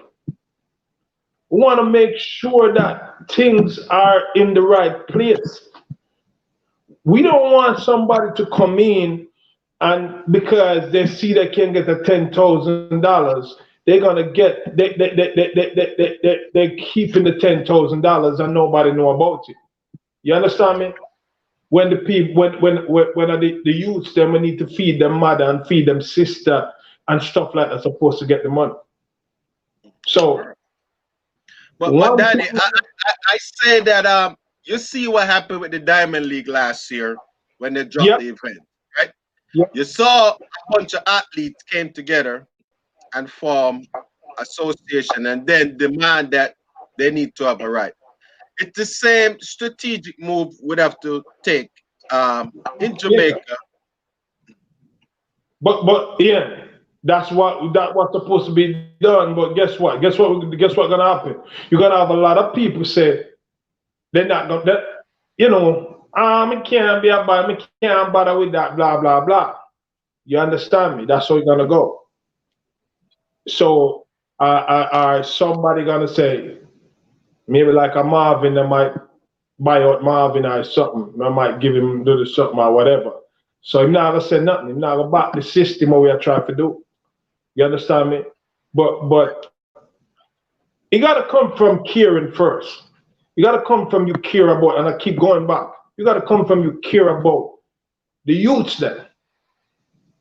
Because them man that in the system that running the system, they get it, they say they're volunteering. I never see people volunteer to run a company like that in my life. I want to see what them are volunteer for. Because when we go on track, I see their family with them, and they wearing Jamaican gears and them doing all of that. Hey, I got one story I want to share. Not calling on. I remember, and from that day, my antenna get longer. I remember I have a check and I was supposed to change it. And I went to certain people in the J3A at the bank. And when I went there, I said to the person, oh, I thought you retire, man, blah, blah, blah. You know, the man in the banking system, the man said, yeah, I did retire, but I got to come back because I don't, when I look at my retirement, I didn't have enough for retirement. No, after that, you know what the man started to work back in the J3A. Remember, I'm just telling him to have enough money for retirement. No, him back in the J3 and him controlling certain things. I'm not calling him, but I'm not control certain funds. So I'm saying to myself, you just saying about the money for your retirement, but no, you in the J3A back again running the funds, Mrs. Smoke. And that's the way they smoke, there's fire. So I said something is not right, and I just have a good feeling, man. Something.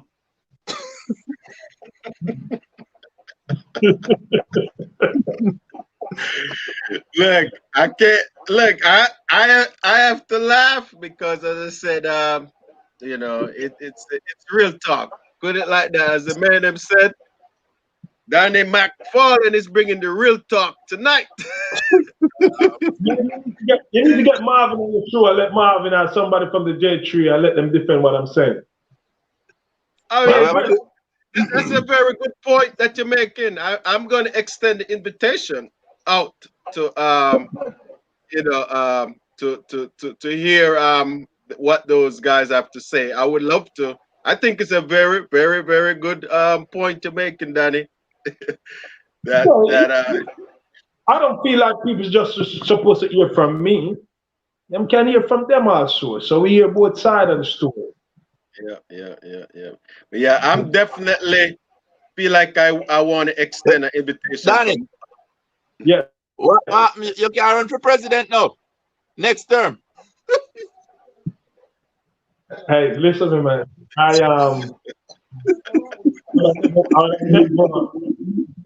would never involve myself in that system like that, because you got to understand that system.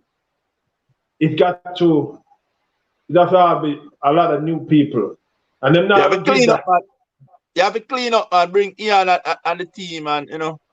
But guess what? Them not. Oh, you gotta get in. Yeah, we are calling for the resignation. Ian, you might not know, but number one, it's very difficult for you to be in America here and be a part of the thing. You know, you'd have to pretty much pack up and move back down.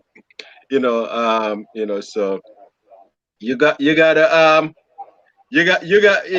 you gotta be able to pack up and move back. It's very difficult. Let me tell you something. I hope this not hurt me, you know, because me I put myself in the fire. You see how COVID come and take out Trump? Something can happen, man.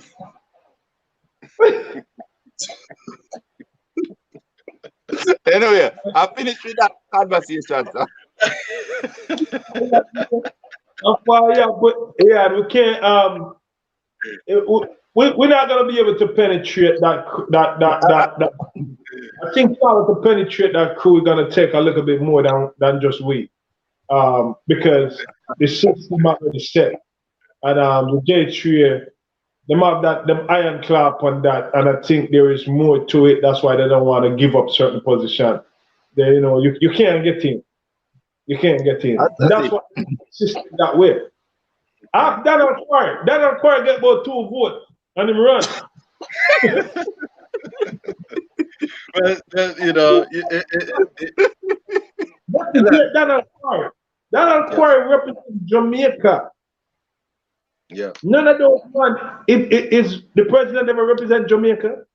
Man, Daniel Quarry, now that you mention, I just said Daniel Quarry is an icon, The man, the man is at a high standard, and that is kind of not fair, That 2 votes is like. Listen, I know about his talent. I don't know about the other standard thing, but I'm just want to clear that up. But what I'm saying, he well been known, and he only can get. I think about 2 votes because it was a landslide. All right. Well, remember this year. I mean, with the situation, it was very. If we have got some online vote, we believe that it would have been. I don't know what the result would be, but we know that it would have been a little bit more good for people, especially in a year like a pandemic. And I'm not the only one that say that. I believe that every single one of the athletes that based in the United States will say the same thing. Yeah. That so I mean, and there's 85% of the athletes that represent Jamaica are based in the US. So we know that that's a fact. I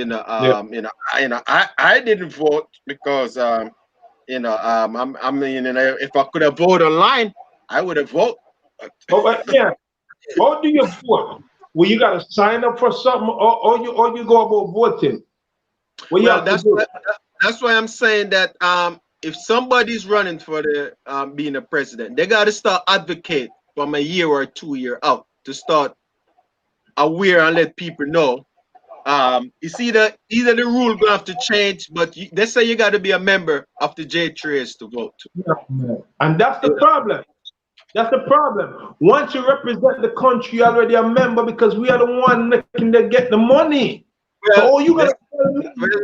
Well, Danny, you got to pay your membership dues in order to. You pay your dues, Danny. Danny. No land. Why not? Danny, you don't even get a plane fare, so you pay all of your dues long time.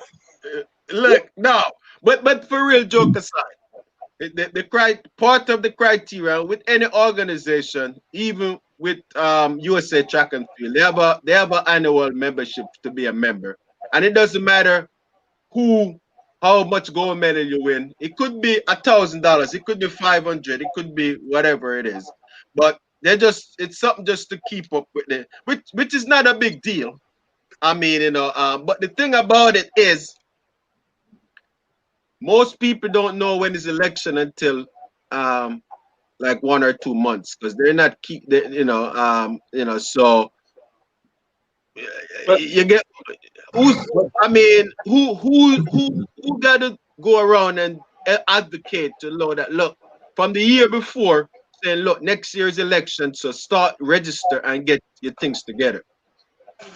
Ian, I understand what you're saying. But I personally believe in this system, in the Jamaican system, once you represent the country, you are automatically, country like World Championship and Olympic, you're supposed to be automatically a member. I think that's where it's supposed to go. I don't feel like Yeah, go ahead. You know, I, I was gonna give you the opportunity with this question, Danny. So, if you had the opportunity to do away with any of the rules governing track and field, what rule would you do away with and why? So, go ahead with that. Which one rule? You talk about the J3 rules? The whole athletics, put it Jamaica athletics. So, whoever run it, me no know about it, so me out of the fire. So, you any rule that you would do it with away with, and Well, why? we just talk about one, the way you vote.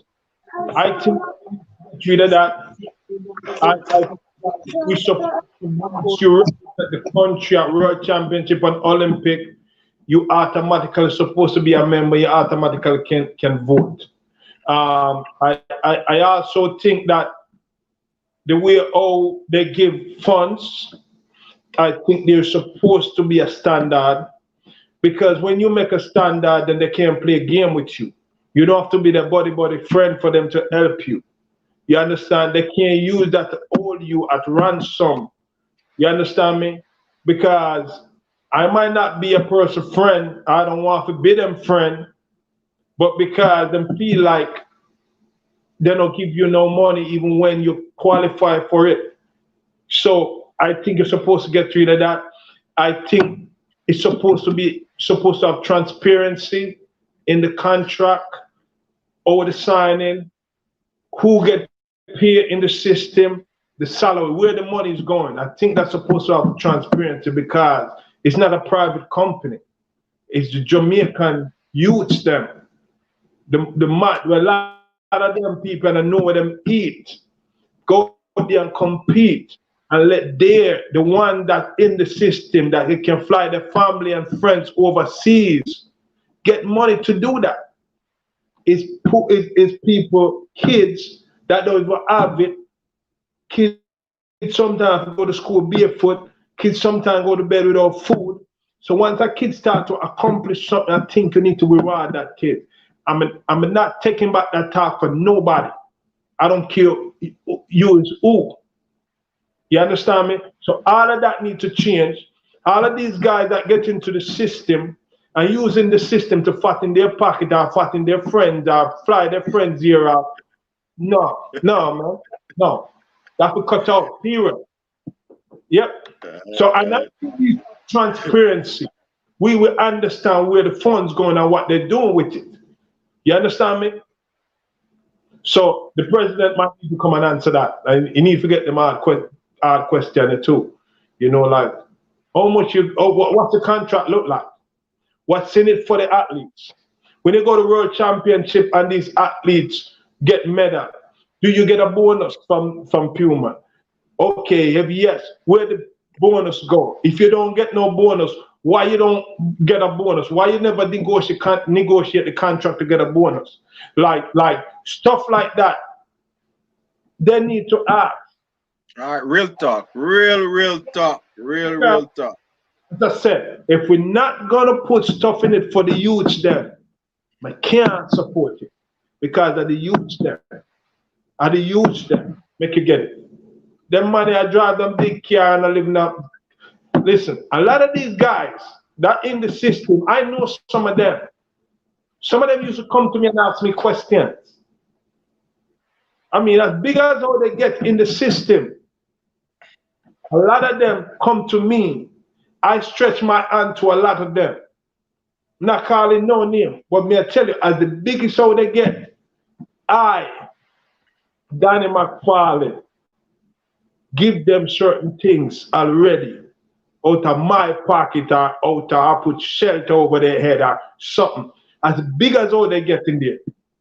So when me talk, I'm not coming in here and talking like somebody I hate upon them because I help people already that's in the J3A.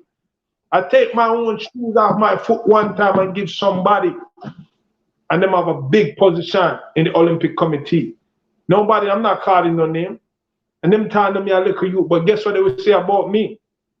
They wouldn't tell you that I'm that type of caring person.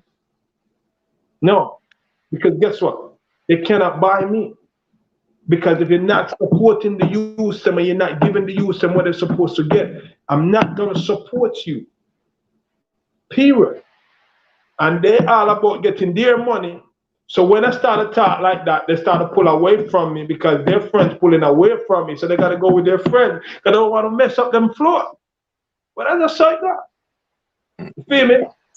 But I So stand with you at some of them point there. I stand with you. With the youths, them, that's me. Whether it be athletics, cricket, whatever, football, youths are the future. We have to support them. And then we are hurt the most, in what they're doing. What me I said? Yeah, you have these people that in the system for a long time, and all they do, they're gonna say they volunteer. No, I'm not gonna say they're not volunteering, but to me, I'm gonna tell you, me want to see the volunteer stuff. Because I don't think so. You understand me? So, and them there the years upon years upon years. So if them a get paid, they getting paid for the youth, them a come and go. You got kids come through the system that give them maybe 2, 3 years and them gone, them get nothing. While them a eat, or them a live good, or them can travel over there. Then you get a next set of kids come through. You know how much kids that fall through the system because they don't stretch a hand to the kids there? You know how many kids? I can tell you, you can find a lot of kids now, my God, yo, where you ask where these kids been? What happened to them? You feel me? I need some people to type in here real talk. Because Danny, I bring real talk to the Yeah, show. man. Yep. And I've seen the sister on here, Miss Cleopatra, the Queen. I know You that. know, the queen. I know the Queen is tuning in, and the twin, the Queen. Yeah. I guess I'm not a laugh out loud guy. I mean, so that's just me. But if you know me, um, a small smile can mean a big smile, and a big smile. So I just go. But as I said, we're having a real talk conversation, and we take every comment with joy. No worries. All right, so guys, you hear it on here. We definitely the ultimate goal is to educate, motivate, and to inspire someone. So we know we was doing some educating of aspect of the program. Just from someone who been through it. I've been through the whole thing. I run for Jamaica for 10 years. And the system that I see, it's continuous, same system. Um, I agree that, as I said, transparency. And I said I'm going to send out a special invitation, possibly to Marvin Anderson, if he would love to come on the program here. To hear what President, man, the president. he would want to come and just to say what he's doing for the development. So it's somebody that again, I see Marvin, and I talk with him just like he have just actually got into the position last year. I think he just recently got into the position of what his role is playing. He's part of the Olympic Association, which is a different association from the J Trade. Get So you right. Marvin is the president of the Olympic Association, something for past Olympian. So he have took over that position, and I actually don't. I know that we love to put him on here to know what his position and what his role into things. Now I know that there was also another news media in regard into the whole Olympic federation and all that, which there was a lot of different opinion in regard into what happened with in terms of running for. I think we need to have some bylaws in Jamaica. That's the system is not set up where we have a bylaw. No, but there's one thing that says you this and you can't do that, or you that, or you can't do this. So because we don't have any rules and that bylaws, then you just find that when you don't have any rules, anybody do what they want. Yeah. So that's just what it comes down to. With no rules and procedure, then you can't hold anybody in the consequence for what they're doing. The only rule that I know, you should not steal. If you steal, then there's a consequence for that. That's a worldwide universal law. Yeah, yeah, yeah. There's the thing I said earlier where I've been pushing for that for the J Tree to have a rules of how the youths them get money and criteria and stuff like that for a while, and them always a turn a blind eye. I mean, it's a deaf ear, a blind eye to it, or whatever, because I just don't feel like they want to deal with it, because at that time, the fund's gonna go to people that I just think they don't want to give it to. So I think that's one of the things that I think. I mean, I don't know who's gonna do it, who's gonna get them to do it. We have a government system in Jamaica. I just feel like the J Tree need to get a look. Need to get some look into. I honestly do. I've been through it almost 20 years. I know what I see.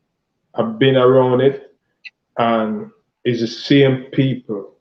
A few people change, but it's like the same people, the same system. So Yeah, yeah, yeah, yeah. There's a couple people that we're gonna trim. I'm gonna reach out to Mr. Quarry to see him and a couple people. We're gonna extend the invitation and see if they want to come, because we got a lot of people who love to hear from them.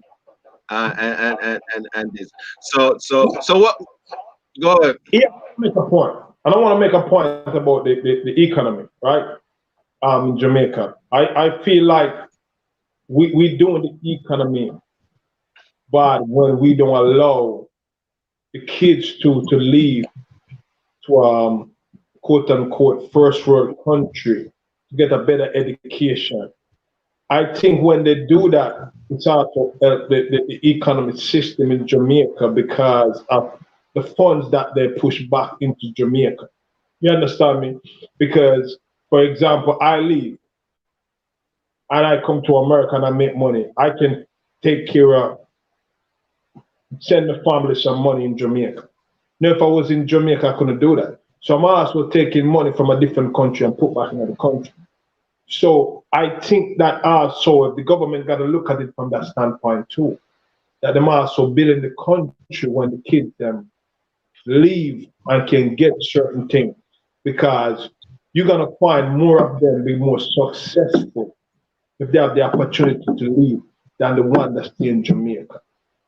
So I just think that's something that they're supposed to put. If Jamaica was like Canada and stuff like that, nobody don't need to go nowhere. Not like the America, nobody don't need to go nowhere. But unfortunately, we're not like that. It's a reality of life. Not like me eating on Jamaica because I love it. It's like love towards Jamaica and want to see people successful, and get to where they're supposed to get, and the country continue to build. You understand me? All right, Danny. So go ahead, Ian.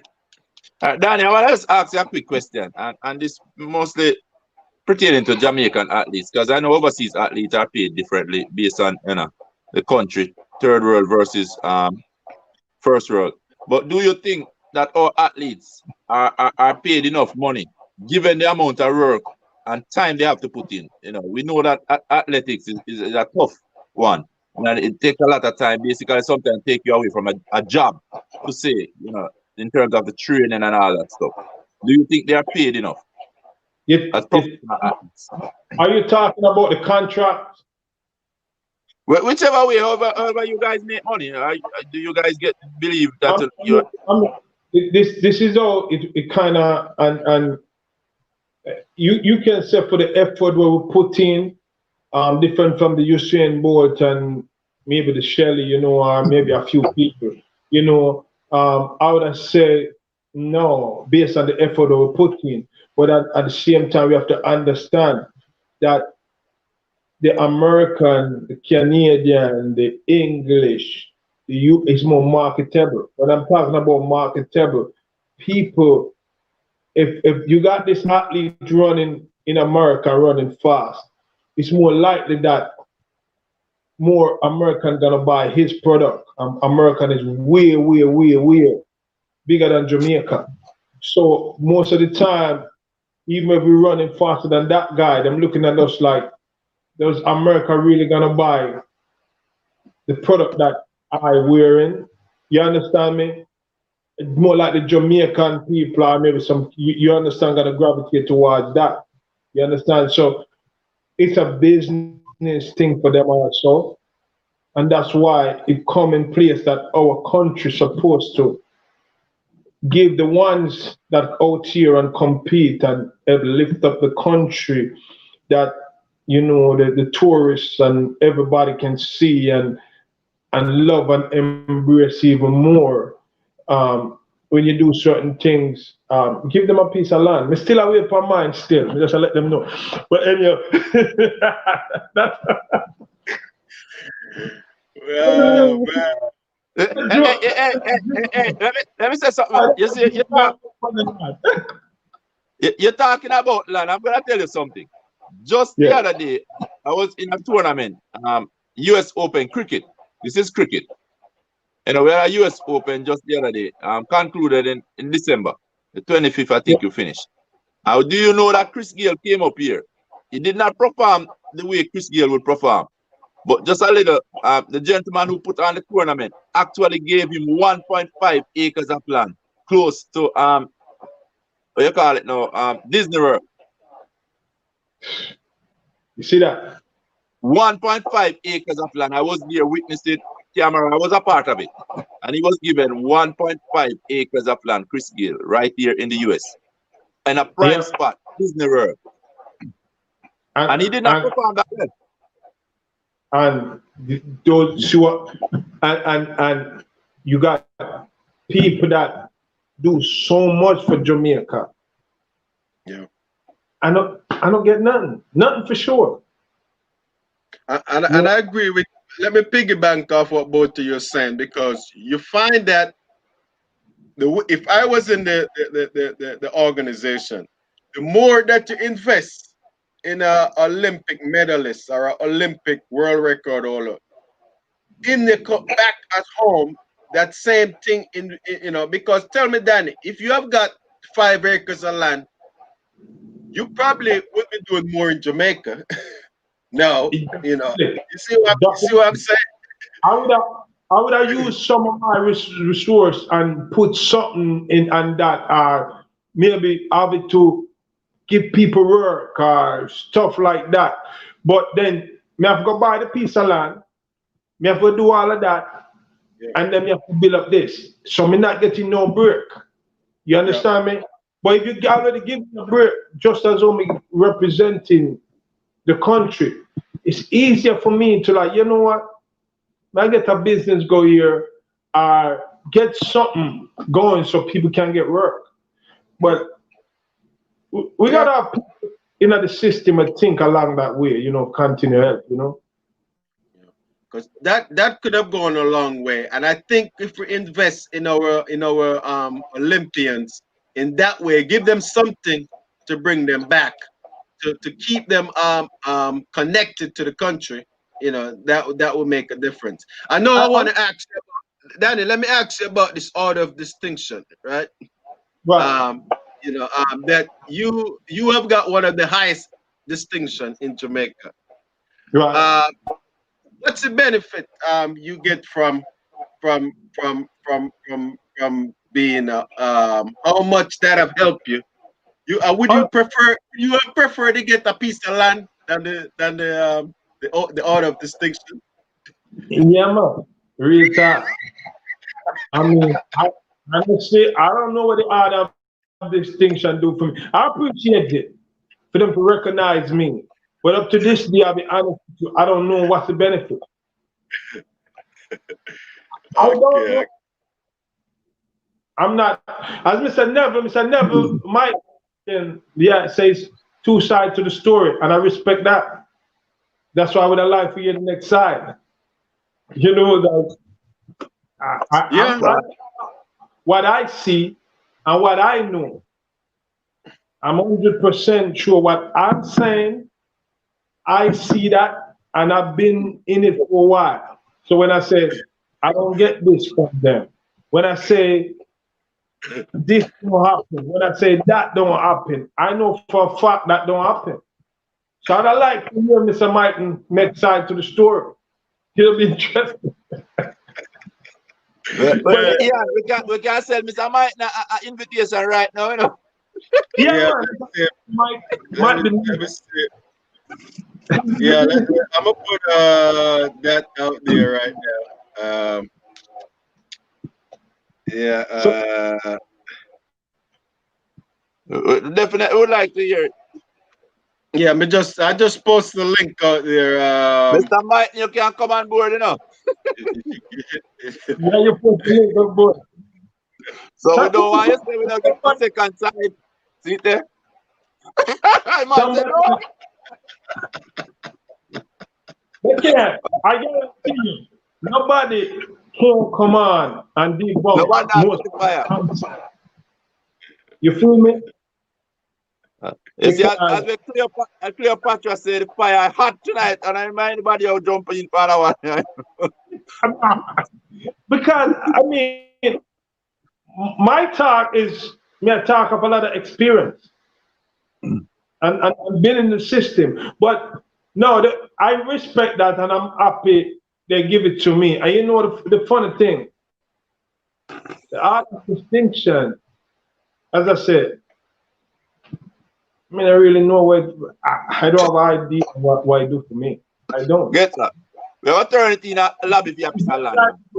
No, it's not like when we go, if me I go to the airport, we go through a special line or nothing like that. I don't know nothing. You know, they don't do nothing for me.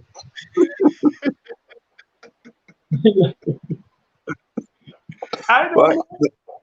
Ian, Yeah. Mr. Martin ran way in 1964, and I think we need to set up a interview with Mr. Martin. Maybe take us way back into history. Yeah. So I mean, I would love to hear the difference from that time to now to figure out what has changed. You know, you it know, would be a lot of people in Jamaica already in them bed. You know. well. It's 10:30 right now. But this program will be watched. Not today, tomorrow, or next week. So Okay. I mean, Okay. yeah. Well, well, So well, as I say, the norm is important. It's kind of, and it's also when you give an Olympian or world champion or those people land, it's easier for them to build and invest their money right. Because I guarantee you, all of these athletes that compete and make money, if they give them a land at the right place, they're gonna build a house or create some form of business that other people get work. Because they're looking like, yo, if I create a business, I'm gonna be making some money. But at the same time, you're giving people a job. You feel me? So one Yeah. and watch the next. So I mean, that's why I look upon it. yeah. All right. Well, we're gonna Daddy, we want to bring you back here another time to do a part two. Yeah, Somebody Yeah, did say that. I come back because somebody already said they need a part two. Yeah. So I'll come back. because we haven't get a chance to. I know this was about you, but at least I know that you're so passionate about the athletics that you really gotta talk about some things that needed to address. you Yeah. know, um, so I don't ever get to touch on how talented the kids them are, even the new generation. I didn't even get to touch on that to see, you know, how talented the man there. Even when I look at the 4x4, they're more talented than us. And sometimes you wonder why. I think our record's supposed to be smashed long time. And I feel like it's gonna go, but I just feel like there is something missing. That I don't think you got the right people steering these youth, and hopefully them get it this year. All right, you know. Mr. Martin, respect to you, I respect you still, Mr. Martin, all the time, you know. So I would have never disrespect you, Mr. Martin. So I just want you to understand that. So if you love the J3, I respect that. I love the J3, that them is the governing body, but I don't like the system what they have in place. That's all I'm saying. We just need to change some stuff. So that's it. All right. So guys, we really Mr. Martin Henry Clark. He has been I think he probably was he at GC Foster with you at any point. He seems very knowledgeable about the GC Foster era. Not but we. It might, but I'm not too good at names like that. Okay. Been a while. Yeah. And Henry Clark, man, he was down there at William Nip, and he ran. They almost won champs on a 4x4 with the guy that used to run with Henry. Man, I forgot Henry. What's your uncle guy that used to run with you back at William Nip? Yeah. I know I forgot the guy name, but he came to scholarship to America. We used to see him a lot. But anyway, Anyway, with that. But yes, Mr. Mike, we thank you for joining in and support and your input. We still respect you that you was able to tune into the program.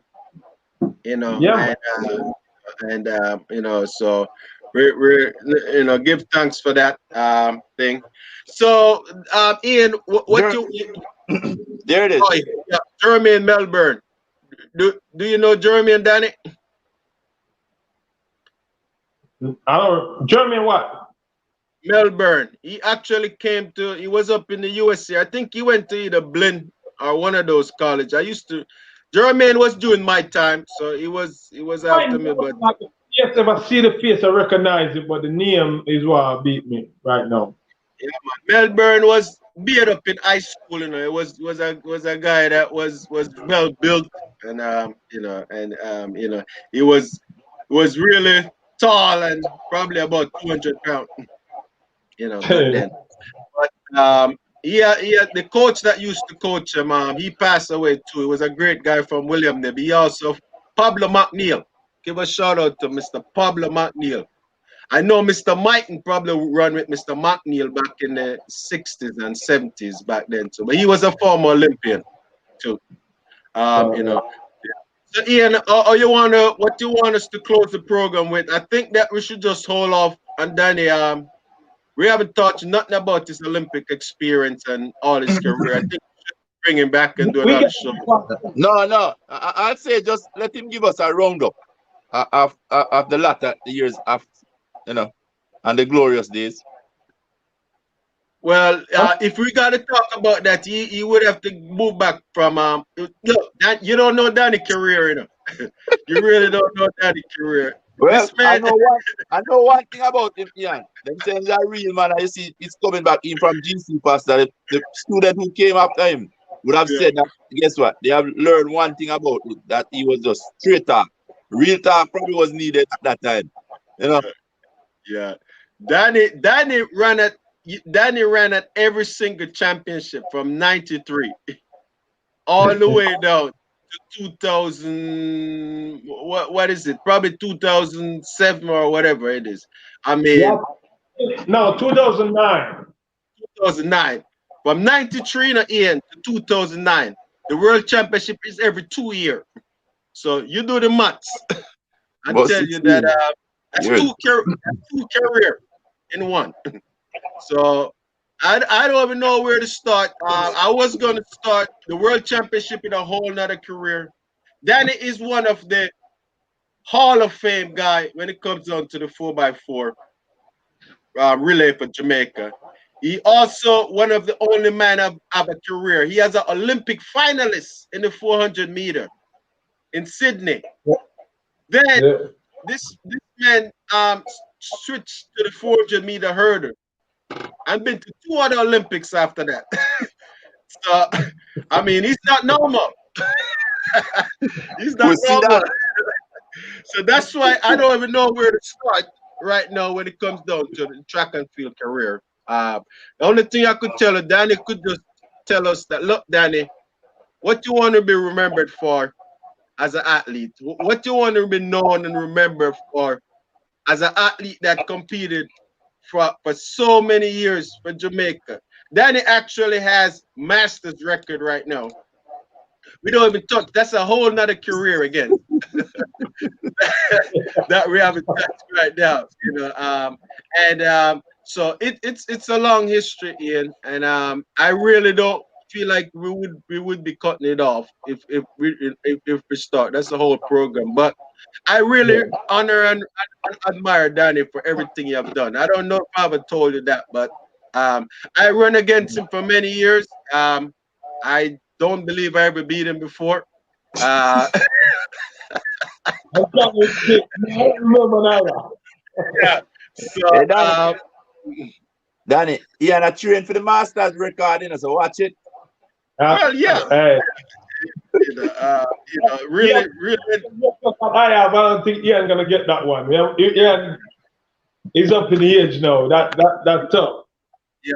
I literally wanted to run a long time ago, but Danny break my spirit.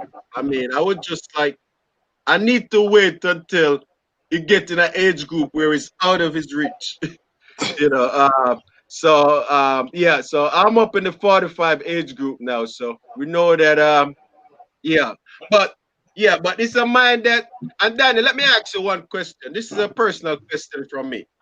Yeah. If you started doing the 400 hurdles maybe 4 or 5 years ago, how fast you think you could have run? Earlier, 4 or 5 years earlier than when you start. About 47 too. Okay. Because I really believe that you would have run way better than what you did if you have got more experience in it. So that, You like 47.6, right? no, I don't have a number. I don't have any number for you. I think 47 to 47.4 because when I look back and I think I was fitter in my earlier days, and if I did have more time, my technique would be better. Yeah. So with that combination, I think that I would have been I'd be way dangerous. Yeah. I believe that if you have got some, if you have feet get more comfortable with the event, You see, literally, go ahead. the time once I started to get comfortable with the event, age started to catch up to me. So the age factor, I become a little better hurdler and understand the race more. But then the age factor started kicking in. I started getting more injury. So basically, I'm just saying if I just start from 25 at least, I think I'll be dangerous. Yeah. I believe that.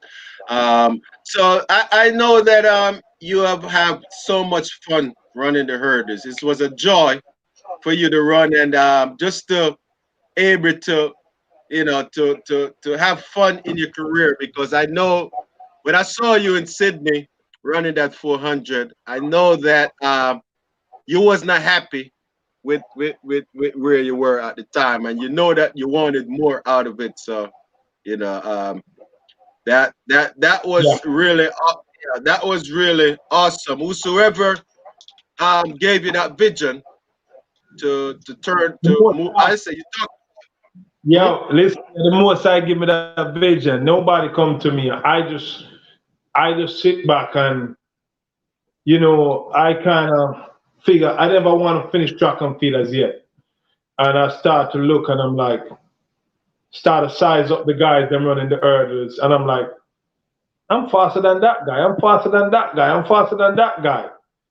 Only thing I have to do is learn to hurdle. And by me studying and reading, I realized that I don't have to be a great hurdler to run fast. Yeah. And, you know, Yeah. I just locked in. I just locked in and say, and you know, my son, my big son born 2003.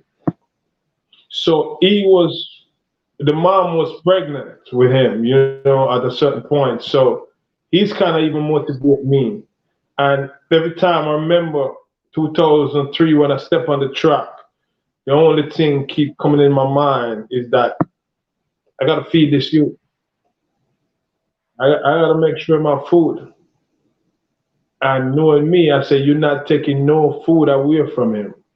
So if you notice what some of my race, I come off the last 107th place, and I still run second and third Yeah. and fourth sometime because I have to feed him.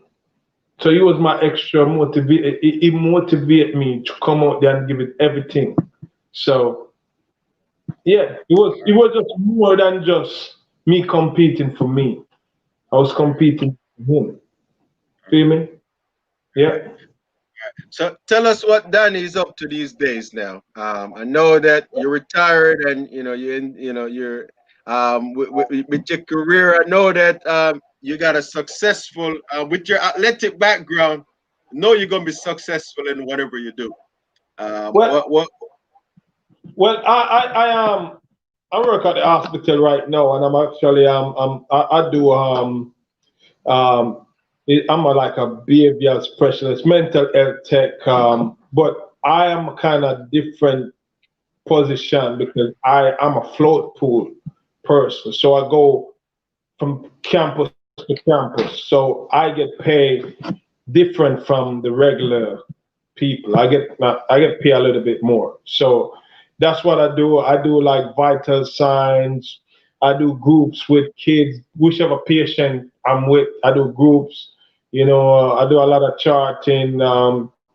Sometimes I'm on a unit. I got to run the unit, make sure everything is right and all those stuff with the patient. So that's what I do right now, and I love my job so far. It is really something that I grew to start enjoy and I mean I'm doing good in it financially, so I'm cool. I'm gonna let And Ian. I raised I raised both. I have my two sons living with me right now because my big son he live with me right now because he changed school district and he go to the school district. I live in Edmond, Oklahoma, so he live with me, and I have my little one. He's 13. He's, you know, he was born in Jamaica, but I have him since he's 10, and he live with me. So I'm a single parent for him. Um, so I got both boys and me. Yeah. All right, well said. I'm gonna let Ian. I know that he's a healthcare guy.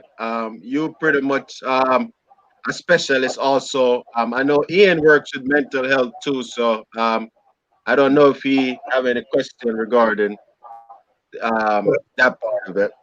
Well, Daniel, But it's not a question, but I think you have been given a gift because just talking with you, personally, I see where you are mentally strong. You know, even early disappointment in your career, you know, probably would never have given athletics the energy that you have given it over the years if you had just followed through with what happened in terms of, you know, you've been cheated early out, you know. But I realize that you're mentally strong. You're now working in that facility in terms of working along with people who are mentally challenged.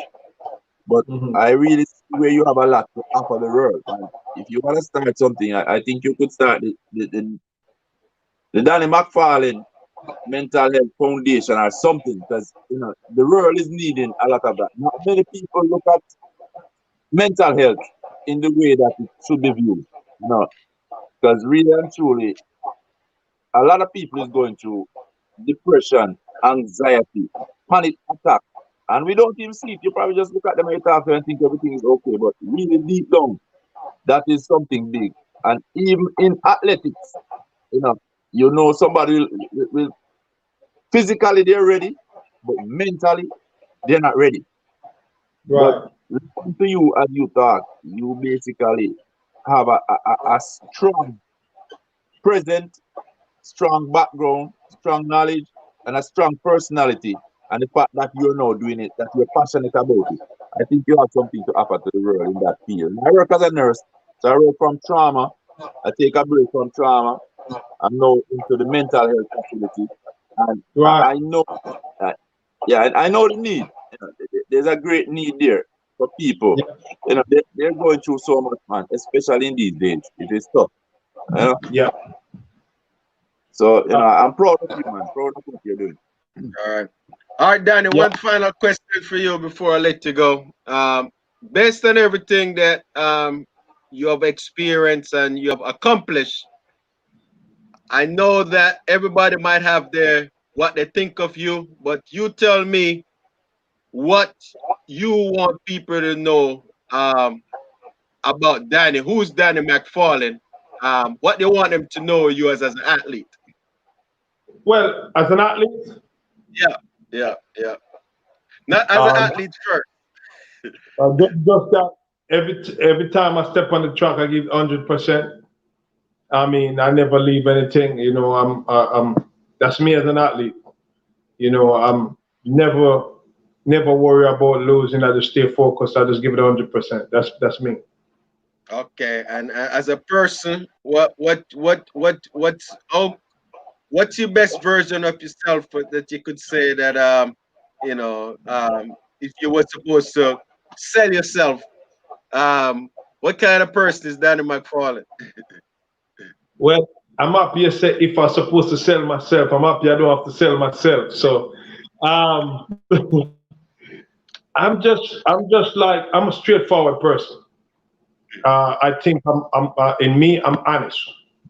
I'm gonna be honest. I'm not gonna beat around the bush and lie to you about nothing because I'm comfortable with me. And me being comfortable with me, I just understand that if I'm gonna lie to you, I'm honest with you, Ian, I'm not gonna feel good.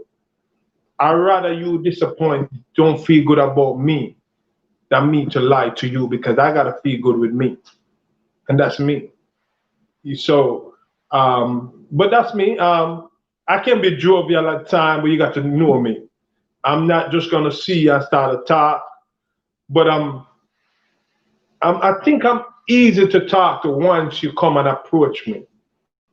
But if you just stand up and look, you might never approach me because I don't have that approachable face at time. You understand me? But I'm always open to talk to whoever. It don't matter. You could have been homeless man on the street. I don't care. Actually, I enjoy talking to those people more than the one them in certain position. So, yeah, that's me. Well said. And this is a bonus question from me to you. Yeah. Tell me your best 4x4 relay team that you're running and what. You know that You I run got to give so much relay team, so that's why I have to ask you that question. yeah. Ian, I have to give it to the national record team. Me, Gregory Davian, and Michael McDonald. I think that was the foundation and the staple of Jamaican 4x4 for a while. That four set a guy. You have other people coming. Enough respect to Michael Blackwood because when he come in, he do his time and do it right, But it's just the fact that those four guys was always there. So even though we have pieces added, and then Michael come in and he stepped in, and Michael was there for a while. So we could at least have 5, 6 people that we can count on, I mean, Ratsburg came in, but Ratsburg didn't stay as long as Michael Blackwood. So I respect Michael, and even, I respect Michael for that. I think that that 5 people right there was basically. I mean, I'm gonna try to think of. So I think that was the foundation. But the first 4 was the team. You know. So that's Gregory, Davian, you, and Michael McDonald. Yeah, So to that's say, my career. The 4x4. We run the national record. You know. okay. So you guys run what 256? 4x4. That's I like them a 4x4. Yeah. Yeah. So you guys run 256. Was that in Athens? Do you remember where it was? Or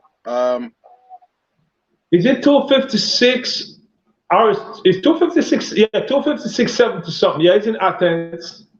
okay. All Yeah, right. yeah. Well, we got that for the record. You guys heard from Danny Mcfarlane. It's real talk with Ian and Ian. That he has been, running so many different relay team. And I want to give a shout out to you because Michael Blackwood said you have inspired him so much and mentor him and help him out when he comes to the University of Oklahoma.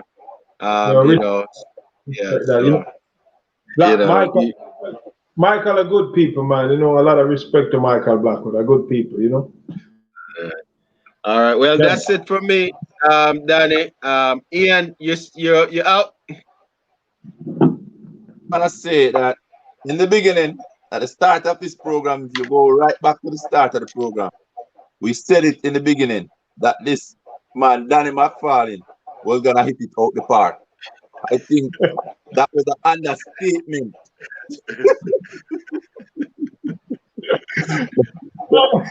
My respect, man. My respect. Yeah. Globe, over the globe, Ian. Danny Yes. Mcfarlane, man. We just want to say thank you for joining us here on the program. We really appreciate your time. We appreciate your knowledge. We appreciate your vision. We just basically just embrace, all the different argument that you have put forth because, they have substance in them. And I really respect the person who you are. Just a true, real person. And as you said, speak it as it is.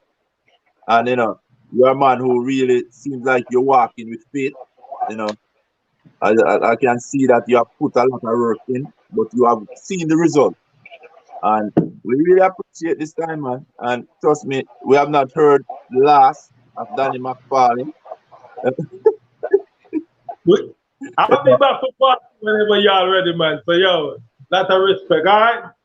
All All right. right, man, take it easy. Peace out. All right.